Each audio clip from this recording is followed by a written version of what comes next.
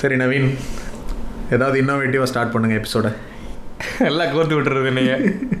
ஏதாவது புதுசாக சொல்லுங்கள். கேட்குறவங்கள வந்து ஓகே இந்த எபிசோடை இதுக்கப்புறம் நம்ம கேட்குறோமா இல்லையா இதை வச்சு அவங்க முடிவு பண்ணணும். அந்த மாதிரி ஏதாவது சொல்லுங்கள். இந்த பொறுப்பு என்கிட்ட கொடுத்தீங்கன்னா அவங்க பேச கேட்கவே மாட்டாங்க. சரி சொல்லுங்க, எபிசோட் சொல்லுங்க. Direct episode. ஓகே சரி, இன்னைக்கு வினா பாட்காஸ்ட்டில் நம்ம பேச போகிற டாபிக் பாடி ஷேமிங்.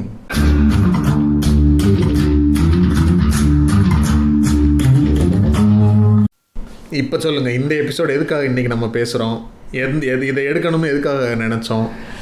அதாவது சில புக்லாம் படித்தேன், இந்த விஷயம் பெருசாக நம்ம கவர் பண்ணலையோ அப்படிங்கிற மாதிரி நினச்சிட்டு இருந்தேன். அந்த இந்த மெயினாக வந்து பாடி ஷேமிங் நிறைய இருக்குது. நான் வந்து மெயினாக ட்ரிகர் வந்து காரணம் வந்து இந்த கருப்பு வெள்ளைங்கிற டிஃப்ரென்ஸ், ஸ்டீரியோ டைப்பு. கருப்புன்னா இப்படி இருக்கணும், கருப்பாக இருக்கவங்க இப்படி இருப்பாங்க, வெள்ளையாக இருக்கவங்க இப்படி இருப்பாங்க அப்படிங்கிற மாதிரி நிறைய ஸ்டீரியோ டைப்ஸ் இருக்குது.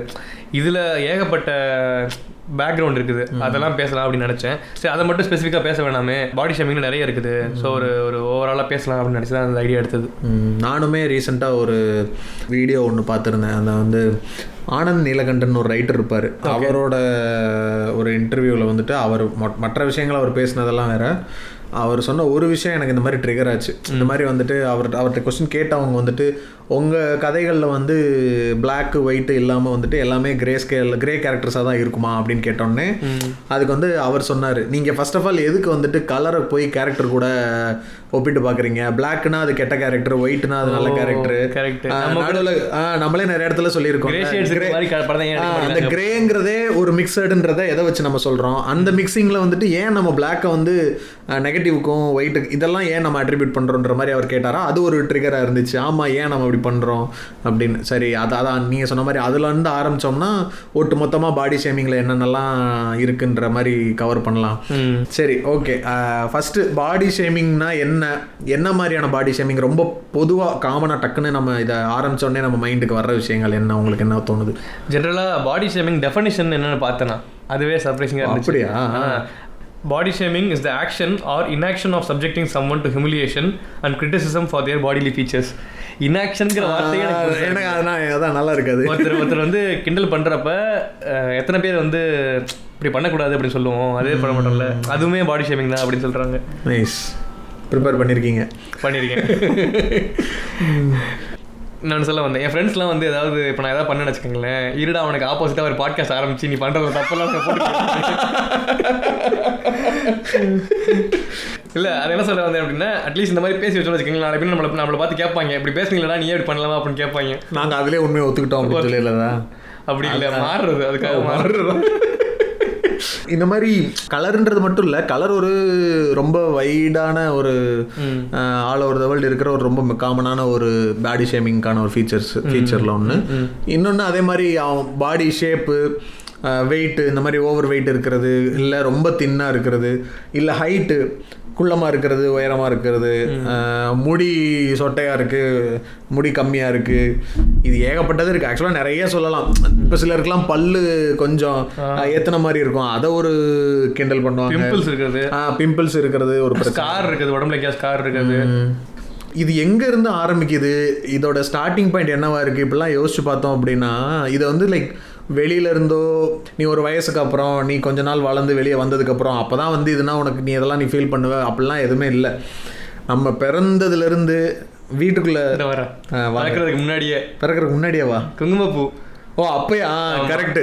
கர்ப்பமாக இருக்கும்போது குங்குமப்பூ கொடுத்தா அப்போ தான் குழந்தை வந்து கலராக பிறக்கும் அப்படின்னு ஆரம்பிச்சிருதுல்ல. இத்தனைக்கும் எந்த எவிடன்ஸுமே இல்லை. சாஃப்ரான் வந்து ஃபேர்னஸ் கொடுக்கும், ஸ்கின் லைட்டிங் பண்ணுங்கிறது எவிடன்ஸ் இருக்குங்க.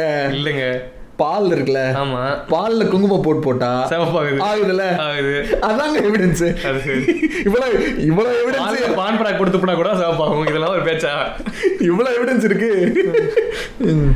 அதான் அப்படி நம்மள வந்து சின்ன வயசுல இருந்து இதெல்லாம் வந்து பாடி சொல்லிடுறேன். சாஃப்ரான் சொன்னதுனால சாஃப்ரான் வந்து நல்ல எஃபெக்ட்ஸ் இருக்குது. ஆனா சாஃப்ரான் நல்ல எஃபெக்ட்ஸ் இருக்குது, பிபி குறைக்கும், அந்த மாதிரி நிறைய நல்ல எஃபெக்ட்ஸ் இருக்குது, அது படிச்சுக்கோங்க. ஆனா வந்து நிறைய சாப்பிட்டாலுமே ப்ராப்ளம்ஸ் இருக்குது, அந்த மாதிரி நிறைய சாப்பிடவும் கூடாது. இப்போ எல்லாருமே வந்துட்டு ஒரு ரொம்ப பேடான இன்டென்ஷன்ல இவன் எப்படி குண்டா இருக்கான் பாரு அப்படிலாம் கேட்கறாங்களான்னு தெரியல. அவங்களும் ரொம்ப கேஷுவலாவே தான் கேட்கறாங்க. ஏன்னா இது அவ்வளவு தூரம் நார்மலைஸ்டாக இருக்கு. இப்போ நம்ம ஊரில் வந்துட்டு ஒருத்தனை வந்து ரொம்ப நாளுக்கு அப்புறம் நீ மீட் பண்ணுறேன்னா அவங்ககிட்ட என்ன கேள்வி கேட்கறதுனே உனக்கு தெரியாது. என்னடா நல்லா இருக்கியா அப்படி கேட்கணும். சரி நல்லா இருக்கு, அதுக்கப்புறம் என்ன கேட்பேன், அதானே கேட்டாகணும், வேற ஆப்ஷன் இல்லையே. இன்னொன்று நல்ல க்ளோஸ் ஃப்ரெண்ட்ஸு நல்லா தெரிஞ்சவன் அப்படின்னாலே வந்து நான் நிக்னேம் வச்சு தான் கூப்பிடணும் அப்படிங்கிற மாதிரி நம்ம ஊரில் இருக்குல்ல. இப்போ வந்து ஒருத்தன் குண்டா இருக்கா அப்படின்னா டே குண்டான்னு கூப்பிட்றவங்க தான் நல்ல close friend, excuse me mister Naveen அப்படின்னு கூப்பிட்றவங்களாம் வந்து நல்ல ஃப்ரெண்டு கிடையாது அப்படிங்கிற மாதிரி நம்ம ஊரில் ஒரு கருத்தாக்கம் நிலவுது இல்லையா? ஆமாம், இந்த ஃப்ரெண்ட்ஷிப்பில் அது ஒரு பிரச்சனை இருக்குது. அதாவது ஒருத்த வந்து ஒரு ஃப்ரெண்டு வந்துட்டு அடிபட்டு ஹாஸ்பிட்டலில் கிடக்கான் அப்படின்னா அவனை பார்த்து சிரிக்கிறது தான் வந்து ஒரு ஃப்ரெண்டு வந்துட்டு போய் என்ன பண்ணுவான்னா நல்லா இருக்கியாடா ஓகே வாடா அப்படின்னு கேட்பானா, ஃப்ரெண்டு தான் இன்னும் சாகலையாடான்னு கேட்பானா, அதெல்லாம் டாக்ஸிசிட்டிடா. ஓகே, அது ஒருத்தருக்கும் ஒரு கன்வீனியன்ஸ் லெவல் இருக்கும் தான். சரி, அது வேற டாபிக், அதுக்கு இன்னொரு நாள் வருவோம். இப்போ இந்த பியூட்டி ஸ்டாண்டர்ட்ஸ் நம்ம சொன்னதே எப்படி சொசைட்டியில் வந்து பெருசாக இவ்வளோ ரூட்டடாக ஆனதுக்கு காரணம்னு யோசிச்சு பார்த்தோம்னா கல்ச்சுரலாகவே இருக்குது. அது ஒன்று. அந்த கல்ச்சுரலாக வந்ததுக்கு மேபி நிறைய ரீசன்ஸ் இருக்கலாம். கலோனியல் பீரியட்ஸில் நடந்த விஷயங்களாக இருக்கலாம். லைக் யூஸ்வலாக சொல்கிற மாதிரி வெள்ளைக்கார போய் சொல்ல மாட்டான், இல்லை வெள்ளைக்காரன் தான். அதுக்கு ஒரு இந்த புக்கு தோ பரமசிவன் எழுதின பண்பாட்டு அசைவுகள் புக்கில் சொல்கிறாங்க. இதுக்கான காரணமே வந்து லாஸ்ட் ஒரு 500 வருஷமாக வந்து எல்லாருமே வந்து ஒரு லைட் ஸ்கின் பீப்புள் தான் வந்து தமிழ்நாடு, நான் ஜெனரலாக தமிழ்நாடு பற்றி மட்டும் பேசுகிறேன். ஓகே, தமிழ்நாடோட நேச்சுரல் கலர் கருப்பு தான் வச்சுக்கோங்களேன், டார்க்கர் ஷேட் தான். ஆனால் வந்து தமிழ்நாடு ரூல் பண்ணவங்க லாஸ்ட் 500-600 இயர்ஸில் பார்த்தீங்கன்னா முகல்ஸ் வந்தாங்க. அவங்க கம்பேரிட்டிவ்லி ஃபேராக தான் இருப்பாங்க. அதுக்கப்புறம் வந்து தெலுங்கு விஜயநகர கிங்டம் அவங்களாம் இருந்தாங்க. அவங்களுமே பிராமின்ஸ் அவங்களுக்கு அடுத்து இருக்கிறவங்களாம் ஓரளவு ஃபேராக தான் இருப்பாங்க அவங்க. அப்புறம் வந்து இப்போ இங்கிலீஷ், இந்த மூணு இந்த major part of the people who ruled Tamil Nadu வந்து அவங்க வந்து ஆட்சியில் இருக்கவங்க ப்ரீஸ்ட்லியாக இருக்கவங்க வந்து கொஞ்சம் உயர்ந்தவங்களாக இருக்கிறதுனால வந்து அவங்க வந்து வெள்ளையாக இருக்காங்க, கீழே இருக்கவங்க எல்லாமே கருப்புங்கிறனால ஒயிட் சுப்பீரியாரிட்டி அப்படிங்கிற மாதிரி ஒரு இது வந்துருச்சு அப்படின்னு சொல்கிறாரு. அதான் உங்களுக்கு கொலை போட்டு நான் இதை பேசிட்டு இல்லை அதான் அந்த நான் வந்து ஒரு இது சொல்லலாம்னு நினைச்சேன். அதாவது தோ பரமசிவன் என்ன சொல்றாருன்னா அப்படின்னு இந்த புத்தகத்தில் தோ பரமசிவன் என்ன சொல்லியிருக்காருன்னா அப்படி சொல்லலாம் நினைச்சேன். அந்த டோன்ல வரலையோ, வராது, பேசிக்கிட்டு திருப்பி சொல்லணும், அப்படி சொல்லணும், கட் பண்ணிடுவோம் அதுக்கு ஏற்ற மாதிரி. சமஸ் என்ன சொல்றாருன்னா இல்லை அதான் நம்ம அந்த சொசைட்டியில் இது ரூட் ஆனதுக்கு நீங்கள் சொன்ன மாதிரி இந்த காரணம் ஒன்று கலரை பொறுத்து இருக்கலாம். பட் இந்த எப்படி சொல்கிறது ஃபீச்சர்ஸ் மாதிரி இப்போ இந்த பல்ல ஏற்றி இருக்கிறது இது எல்லாமே வந்துட்டு கல்ச்சுரலாகவே ரொம்ப வருஷமாக பேர்களே அப்படி இருக்கும். எங்கள் ஊர் சைடெல்லாம் வந்து ஒவ்வொருத்தவங்களுக்கும் ஒரு பட்ட பேர் வச்சுருப்பாங்க. அவங்களோட இப்போ பேர் ஒன்றா இருக்கும், அதுக்கு முன்னாடி ஒரு ப்ரிஃபிக்ஸ் மாதிரி ஆட் பண்ணியிருப்பாங்க. ஏன்னா அப்போ எனக்கு ஏகப்பட்ட நவீன் தெரியும்னா ஒரு நவீனுக்கு ஒரு சர்நேம் இல்லையா, இல்லை அந்த இனிஷியல் மாதிரி நம்ம வச்சுக்கிறோம்ல, கே நவீன் பி நவீன் அப்படி வச்சுக்கிறோம்ல. அது மாதிரி நான் எங்கள் ஊர் சைடெல்லாம் என்ன பண்ணுவானுங்க அப்படின்னா இந்த மாதிரி ஒரு நிக் நேம் இருக்கும். என்னது கோழி முட்டை அப்படிங்கிறது ஒருத்தருடைய ப்ரிஃபிக்ஸு, குச்சிக்காலு அப்படிங்கிறது ஒருத்தவங்களோட ப்ரிஃபிக்ஸு, இன்னும் நண்டக்கான்னு ஒரு ப்ரிஃபிக்ஸ். என்னடா இப்படி எல்லாம் இருக்கு. சண்டிவிக்கிறாக்காவா? இல்ல அவங்களுடைய சின்ன வயசுல அவங்க எப்படி நடப்பாங்க, சின்ன வயசுல இந்த பேரை வச்சிருது ஒரு பட்ட பேர் மாதிரி வச்சுட்டா அது வந்துட்டு அவங்களுக்கு இப்போ வரைக்கும் அவங்களோட பேர் அதுதான். அவங்கள சொல்லும் போது வந்துட்டு பேரை சொன்னா டக்குன்னு எல்லாருக்கும், ஏன்னா அந்த பேர் அப்பெல்லாம் நம்ம இந்த இஷ் பேர்கள்லாம் அப்ப அதிகமா இருக்காதுல்ல, அப்ப வந்துட்டு ரொம்ப காமனான பேர்கள் ராஜா மணி இப்படி ஏதாவது இருக்குன்னா அப்ப அவனுக்கு ஒரு ப்ரிஃபிக்ஸ் வச்சுக்கிறது எல்லாருக்கும். அது இப்போ வரைக்கும் பழக்கத்துல இருக்கு. இப்போ எங்க ஊர்ல எல்லாரையுமே ஒரு பேரை சொல்லி தான் கூப்பிடுவாங்க. அது எல்லாமே அவங்களோட பாடிலி ஃபீச்சர்ஸ்ல ஒன்னு மென்ஷன் பண்ண மாதிரி இருக்கும். இப்பதான் அப்படி ஒரு பியூட்டி ஸ்டாண்டர்ட்ஸ் வந்திருக்குன்னு நம்ம சொல்லிட முடியாது. ஏன்னா அதனாலதான் இந்த கதையெல்லாம் நான் சொல்லிட்டு இருந்தேன். முன்னாடி இருந்து இருக்கு. இப்ப நீங்க சொன்ன அந்த நம்மளை ரூல் பண்ணவங்களுடைய இது இவ ஒரு அழகன் அழகி அப்படின்னு அந்த காலத்துல இருந்தே சொல்றாங்கல்ல. இப்போ நம்ம பழைய லிட்ரேச்சர்ல எடுத்தோம்னா இவன் வந்து ரொம்ப, ஆனா ஒவ்வொரு காலத்துலயும் பியூட்டிக்கான டெஃபினிஷன் வந்து மாறிட்டே தான் இருந்திருக்கும். இப்போ முன்னாடிலாம் வந்துட்டு கொஞ்சம் உடல் பருமனா அந்த மாதிரி இருக்கிறவங்க தான் வந்துட்டு நல்ல ஹெல்த்தியானவங்க, அவங்க தான் நல்ல அழகுன்னு இருந்திருக்கும். ஆனா இப்போ நாட்கள் போக போக போக ரொம்ப ஒல்லியா ஆகிறது தான் வந்துட்டு அந்த ஜீரோ சைஸ்னு சொல்றது தான் வந்து சைஸ் ஜீரோ தான் வந்துட்டு அழகுன்னு இப்போ ஒரு கொஞ்சம் ஒரு சில டெக்கேட்ஸ்க்கு முன்னாடி இருந்து அது வந்து ஃபிக்ஸ் ஆகி ஓடிட்டு இருக்குல்ல. கரெக்ட், நீங்க சொல்ற மாதிரி ஒரு 30-40 இயர்ஸ் முன்னாடி ஹீரோயின்ஸ்லாம் பாத்தீங்கன்னா கூட அந்த சைஸ் ஜீரோ ரொம்ப ஒல்லியா இருக்கணும்ல யாருமே இருக்க மாட்டாங்க. அதான் இன்னைக்கு நிலைமைக்கு ஆக்சுவலாக சொல்ல போனால் இந்த லாஸ்ட் ஃபியூ டெக்கேட்ஸாக பார்த்தோம்னா இந்த பியூட்டி ஸ்டாண்டர்ட்ஸை டிசைட் பண்ணுறதும் சரி, அதை சஸ்டெயின்டாக வச்சுக்கிட்டே இருக்கிறதுக்கு ஹெல்ப் பண்ணிட்டு இருக்கிறதும் சரி, இந்த மெயினாக வந்துட்டு மாஸ் மீடியா தான். இப்போ சொல்லணும்னா சோஷியல் மீடியா, இன்ஸ்டாகிராம், எக்ஸாக்ட்லி. ஆமாம், இன்ஸ்டாகிராமில் வந்துட்டு நம்ம ஒரு போஸ்ட் போடுறோம், ஒரு ஃபோட்டோ போடுறோம்னா அதுக்கான ரெஸ்பான்ஸ் என்னவா இருக்குது, எந்த மாதிரி ஃபோட்டோக்கு லைக்ஸ் வருது, எந்த மாதிரி கமெண்ட்ஸ் வருது, அதை பேஸ் பண்ணி தான் டிசைட் ஆகுது. ஓகே இதுதான் இப்போதைக்கு பியூட்டி ஸ்டாண்டர்டு, இந்த ஸ்டாண்டர்ட் ஃபாலோ பண்ணால் தான் நம்ம வந்து ட்ரெண்டில் இருக்கோம், அழகாக இருக்கும் அப்படிங்கிற அந்த வேலிடேஷன் கிடைக்குது அப்படிங்கிறது. ஆக்சுவலாக வினுஷ் நம்ம வந்து ஓவராலாக பேசணும்னு வச்சுக்கோங்களேன், ஒரு கிளாரிட்டி இல்லாத மாதிரி இருக்கும்னு நினைக்கிறேன். நம்ம வந்து தனித்தனியாக பேசுவோம். நான் பிளான் பண்ணிட்டு இந்த எபிசோட் ப்ரிப்பேர் பண்ண ஆரம்பிச்சப்போ எனக்கு என்ன தெரிஞ்சிச்சு அப்படின்னா, major part of the episode வந்து கலரிசம், கலர் பற்றி தான் இருக்கும் அப்படின்னு தெரிஞ்சிச்சு. ஒவ்வொன்றா போகலாம். என்ன ஓகே, மெயினாக வந்து ஏன் வந்து டிஃப்ரெண்ட் கலர்ஸ் இருக்குது அப்படிங்கிற ரீசன் இருக்குது. ஓகே, அதுவே நிறைய பேருக்கு தெரியுமான்னு தெரியல. ஜெனரலாக தெரிஞ்சிருக்கும் மெலனின்ங்கிறது வந்து ஒரு பிக்மெண்ட், அது வந்து அதுதான் வந்து கலர் கொடுக்குது அப்படின்னு தெரியும். ஆனால் வந்து ஏன் வந்து சிலருக்கு கருப்பாகவும் ஏன் சிலருக்கு வந்து லைட்டராகவும் இருக்கும் அப்படிங்கிறத பார்க்கணும்.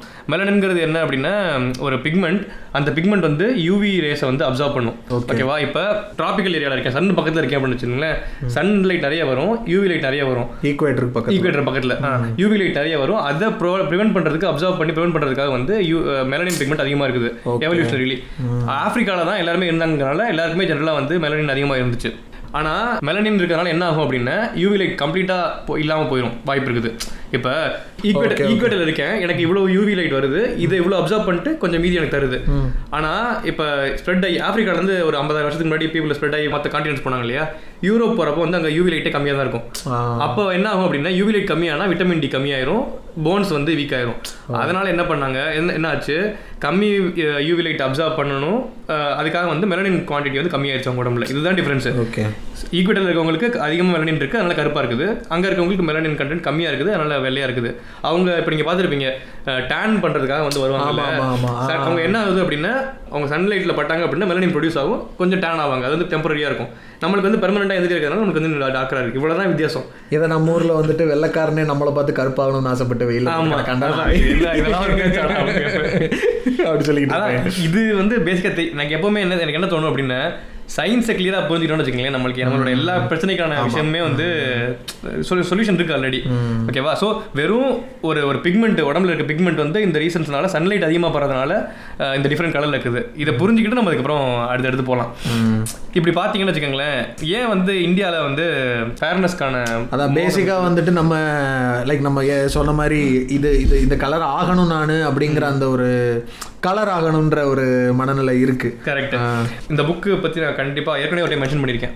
சூழலும் சாத்தியம் புக்கு ரொம்ப நல்ல புக்கு, எல்லாருமே படிக்க வேண்டிய புக்கு. இதில் வந்து இந்த கருப்பு விசஸ் வெள்ளை இந்த எப்படி சொல்லுவோம் டைகாட்டமின்னு சொல்லுவாங்களா, சரி இந்த ஏதோ ஒன்று சொல்கிறாங்க. சரி ஓகேவா, இந்த டிஃப்ரென்ஸ் எப்படி வருது, இந்தியாவுக்குள்ள எப்படி வந்து இந்த வெள்ளை அதிகங்கிற தாட் வருது அப்படிங்கிறத பற்றி சொல்கிறாங்க. ஆரியன்ஸ் மைக்ரேட் ஆகி வந்தாங்க இல்லையா, அவங்க வந்து சென்ட்ரல் யூரோப்பியன்லேருந்து வராங்கன்னு வச்சுக்கோங்களேன். அங்கே வந்து சூரியன் ரொம்ப கம்மியாக இருக்கும். அவங்க வந்து சூரியனை வந்து வழிபட்டு இருப்பாங்க. சூரியன் வர்றப்பெல்லாம் அவங்களுக்கு ஹாப்பியான பீரியட். இப்போ யூரோப்லாம் பார்த்தீங்கன்னு வச்சுக்கோங்களேன், சம்மர் பீரியட் வந்து அவங்களுக்கு ரொம்ப ஜாலியான பீரியட். அதனால என்ன பண்ணுவாங்க அப்படின்னா சூரியனை, நெருப்பை இதெல்லாம் வந்து ரொம்ப சந்தோஷமான விஷயம், நல்ல இதை சொல்லிட்டு தெய்வமாக கும்பிடுவாங்க. ஓகேவா, நம்மளுக்கு இங்கே இருக்க ஏரியாவில் வந்து சூரியன் நிறைய இருக்கும், மழை இருக்காது. நம்மளுக்கு வந்து கரெக்ட் மழை இருக்காதா, அதனால வந்து எப்பவுமே நம்மளோட காட்ஸ் என்ன அப்படின்னா இடி, மின்னல், மழை இந்த மாதிரி. அதுவே தெரியல, லேட்டாக வந்துக்குமான்னு தெரியல. ஓகேவா, ஸோ இதுதான் வந்து மெயின் ரீசன் ஆரியன்ஸ்க்கு வந்து ஒயிட் பிடிக்கிறதுக்கான ரீசன். ஆல்சோ அவங்க வந்து ஜெனட்டிக்கலி ஸ்கின் கலரே வந்து வெள்ளை கலரில் இருக்கும். இப்படி வெள்ளை அவங்களுக்கு பிடிக்கிறதுனால இதுக்கு ஆப்போசிட்டாக இருக்க இருள், கருப்பு இது எல்லாமே வந்து கெட்டது அப்படிங்கிற மாதிரி ஆக்கிட்டாங்க. அதனால தான் இப்போ பாருங்களேன், சவர்ணர்கள் அவர்ணர்கள் அப்படிம்பாங்க. வர்ணம் இருக்குல்ல, வர்ணமே வந்து இந்த ஆரியர்கள் நிறமானவர்கள், அதனால அவர்கள் சவர்ணர்கள். ஓகே, திராவிடர்கள் அதாவது என்ன சொல்லுவாங்க, நாகர்களா அந்த மாதிரி தாசர்கள் வந்து கருப்பு நிறத்தை சேர்ந்தவர்கள், அவங்க வந்து அவர்ணர்கள். ஓகேவா, அவங்கெல்லாம் சவர்ணாஸ், நம்மளாம் வந்து அவர்ணாஸ் அப்படிங்கிற மாதிரி அந்த அந்த அந்த ஹைரார்க்கியே வந்துட்டு வர்ணம்ன்ற பேர்ல தான் மென்ஷனே ஆகுது.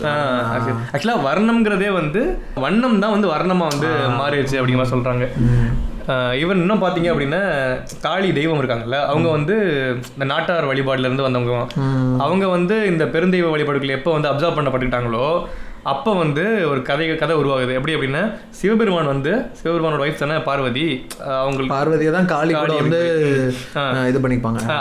அதுவும் எப்படி அப்படின்னா சிவபெருமான் வந்து கிண்டல் பண்ணுறாராமா பார்வதியை பார்த்து, நீ வந்து ஒரு அவரே பாடி ஷேமிங் பண்ணியிருக்காரு. சிவபெருமான் வந்து சொல்றாங்களாமா நீ வந்து கருப்பி அப்படிங்கிறாங்களாமா. அதனால காளான்னா பிளாக்னு அர்த்தம், காளி கருப்பு அப்படிங்கிறனால அவர் என்ன சொல்றாரு அப்படின்னா என்னோட சிவந்த உடலை நீ தழுவி இருக்கிறது வந்து ஒரு கரும்பாம்பு வந்து சந்தனமாக தழுவி இருப்பது போல இருக்குங்க அப்படிங்கிறாரு. இருக்குண்டா அப்படின்றது. அதுக்கு என்ன பண்றாங்களாமா காளி அவங்களோட வந்து தோலை வந்து உரிச்சு அந்த தோலை உரிச்சு ஒரு ஒரு உயிரை உருவாக்குறது அவங்க தான் காளியாமா. ஓகேவா? அந்த காளி வந்து சவுத்தை நோக்கி இந்த என்ன மலைகள் விந்திய மலைகளா கீழே, ஆமா விந்திய மலைகள் கீழே வந்து காளியா போயிருவாங்களாமா, மேல இருக்கவங்க கௌரியாமா அப்படி இருப்பாங்களாமா. ஆனா இங்க பெங்கால் சைடு அந்த சைடு எல்லாமே இந்த காளியோட இது இருக்குல்ல. ஆமா ஆமா இருக்குது. ஆனா வந்து அது தெரியல, அதெல்லாம் அதுல நிறைய இருக்கு. அதான் அதாவது இப்போ நம்ம சொல்ற மாதிரி இந்த இந்த நாட்டார் தெய்வங்கள் எல்லாத்தையுமே வந்துட்டு மெயின் ஸ்ட்ரீம் அந்த என்ன சொல்றது அந்த வேத மதத்துக்குள்ள கொண்டு வரதுக்காக ஒவ்வொரு அப்ராப்ரியேஷன் நடக்கும்போது ஒரு கதைகள் கிரியேட் ஆகுது. அந்த கிரியேட் ஆகிற கதையாவது கொஞ்சம் நியாயமா கிரியேட் ஆகுதா, அதுவும் பாடி ஷேமிங் என்கரேஜ் பண்ற மாதிரியே தான் கிரியேட் ஆகுது. நீ கருப்பா இருக்க அதனால நல்லா இல்லைன்னு சொன்னதுனால அவங்க வந்துட்டு தன்னையே பிரிச்சு இன்னொரு சாமியா உருவாக்கிக்கிட்டாங்கன்ற மாதிரி கதை வருது. இதே மாதிரி பாத்தீங்க அப்படின்னா அதான் கருப்புனாலே அச்சத்தையும் சீற்றத்தையும் கொண்ட மாதிரி இப்ப காலன்னு சொல்லுவாங்க. யமனுக்கு வந்து இன்னொரு பேர் காலன்னு சொல்லுவாங்க. காலன்கிறது அதுவும் கருப்பு சம்பந்தப்பட்டது தான். அப்படியா? நான் வந்து காலன்னா நான் இது நினைச்சிட்டு இருந்தேன் இவ்வளவு நாள். டைம் அவர் டைம் முடிஞ்ச உடனே நம்மளை கொன்றுறாரு அதனால காலன் அப்படின்னு. அப்படிலாம் கிடையாது. அதாவது இறப்புக்கான தெய்வம் வந்து கருப்பா தான் இருக்கவங்க அவங்க வந்து பேட் ஓமன் கரெக்ட் அப்படி வச்சிருக்காங்க. இதே வந்து யமனோட வாகனம் வந்து எருமை கருப்பு அப்படி இருக்கும். அதே வந்து இவங்களுக்குலாம் வந்து பசுமாடு காமதேனுன்னு இருக்கும். ஆமா ஆமா கரெக்ட். சனி இருக்காங்கல்ல, சனியோட வாகனம் காக்கா. சனியும் கருப்பா இருப்பாரு. சனி கருப்பான்னு தெரியல, சனியோட வாகனம் எப்பவுமே வரைவாங்க அவரை. அவரோட வாகனமும் காக்கா. கெட்டது பண்ற எல்லாமே கருப்பு பிளாக்கா இருக்கும். இறப்ப தர்றது சனி வந்து கெட்டது தர்றது எல்லாமே வந்து கருப்பு. மற்றது எல்லாமே தேவர்கள் எல்லாம் வந்து வெள்ளை, பசு வந்து வெள்ளை, இது எல்லாமே வந்து அப்படியே ஆப்போசிட் எக்ஸாக்ட்லி ஆப்போசிட்டா இருக்கும். இப்படி பார்த்தா ஆனந்த் நீலகண்டன் சொன்னது எனக்கு என்னமோ ஏன்னா அப்ப பிரிட்டிஷ் வர்றதுக்கு முன்னாடி இந்த கதையெல்லாம் இருந்திருக்கு. நீங்க ஒரு எபிசோட்ல இது சொன்னீங்கல்ல யுகபாரதி இது சொல்லுவாரு எள்ளு பத்தி பேசுவாரு. ஆமா ஆமா எள்ளுவைய பூக்களே பாட்டுல. ஆக்சுவலாவே வந்து இந்த எள்ளு நல்லெண்ணெய் எள்ளெண்ணெய் ஆரிய தாக்கத்துக்கு அப்புறம் தான் வந்து கருப்பு எள் வந்து துக்க சடங்குகளுக்கும் வெள்ளை எள் வந்து வழிபாடு சடங்கு. பாவிகளா அதான் எங்க அம்மா சொல்லுவாங்க. நான் வந்து ஒரு சின்ன பிள்ளையில இருந்து ஒரு மிகப்பெரிய ரேசிஸ்டா பிஹேவ் பண்ணிருக்கேன். புட்டு செய்வாங்க, அரிசி மாவுலையும் புட்டு செய்வாங்க, கேப்ப மாவுலையும் புட்டு செய்வாங்க. நான் வந்து கேப்ப மாவு புட்டு சாப்பிட மாட்டேன். இந்த மாதிரி இந்த கருப்பா இருக்க டிஷ்ஷஸே நான் வந்து வேணாம் வேணாம்னு சொல்லுவேன்னு எங்க அம்மா. இவன் அப்ப இருந்தே கருப்பு கலர்னாலே முடியாதுன்னு டேஸ்ட் கூட பண்ண மாட்டான். இப்ப என்ன கருப்பு சட்டை போட்டு சுத்திட்டு இருக்கா அப்படிங்களா? No colour. நல்லா இருந்துச்சுங்க, நல்லா இருந்துச்சு. அந்த இது இல்லாம யமனோட அக்னியை நீக்கியதற்காக இந்திரனுக்கு வந்து வெள்ளை ஏல் கொடுப்பாங்களாமா. இந்திரன்லாம் அவங்களோட காட். ஆமா ஆமா இந்திரன் தான் தேவர்களுக்கெல்லாம் தேவர் ஹெட். ஆமா ஆமா. ஆனா இது ஒரு பயங்கரமான இன்ட்ரெஸ்டிங்கான ஏரியா இல்ல. இப்ப இந்த ஒரு தோப்பாவோட ரிசர்ச், இந்த நாட்டார் தெய்வம் அந்த கதைகள் எப்படி உருவாச்சு, இந்த ஜியோகிராஃபியை பேஸ் பண்ணி இது எல்லாத்தையும் பேஸ் பண்ணி அந்த அந்த மித்தாலஜி எப்படி உருவாச்சுங்கிறதே பயங்கர இன்ட்ரெஸ்டிங்கான. ஐயோ இது செம புக்குங்க. நான் இதை பார்த்துட்டு என்னடா இப்படி ஒரு விஷயங்களை இப்படி சொல்லியிருக்கீங்களே அப்படிங்கிற மாதிரி இந்த புக்கை கண்டிப்பா எபிசோட போடணும். நான் வந்து பண்ணலாம், நல்லா ஒரு இன்னும் விஷயம் தெரிஞ்சவங்களை கூப்பிட்டு பண்ணலாம் அப்படின்னு சொல்லிட்டு வெயிட் பண்ணிட்டு இருக்கேன். பட் இந்த புக் கண்டிப்பா படிக்க வேண்டிய புக். இந்த புக் சொல்லிருங்க பேரை தெளிவா. இந்த எபிசோட்கான புக் ரெஃபரன்ஸ் வந்து சூழலும் சாதியும் பை அக்கிரன். ஓகே. இந்த கலரை வச்சு பேசும்போது அதில் இன்னொரு முக்கியமாக நம்ம பேச வேண்டியது, ஓகே கருப்புனாலே அது பேட் ஓமன் அதை ரிலேட் பண்ணி கொண்டு வந்துட்டதுனால கருப்பாக இருக்கிறவங்க அந்த ஒரு ஸ்டீரியோ டைப் வந்து ரொம்ப ஸ்ட்ராங்காக கிரியேட் ஆயிடுச்சு.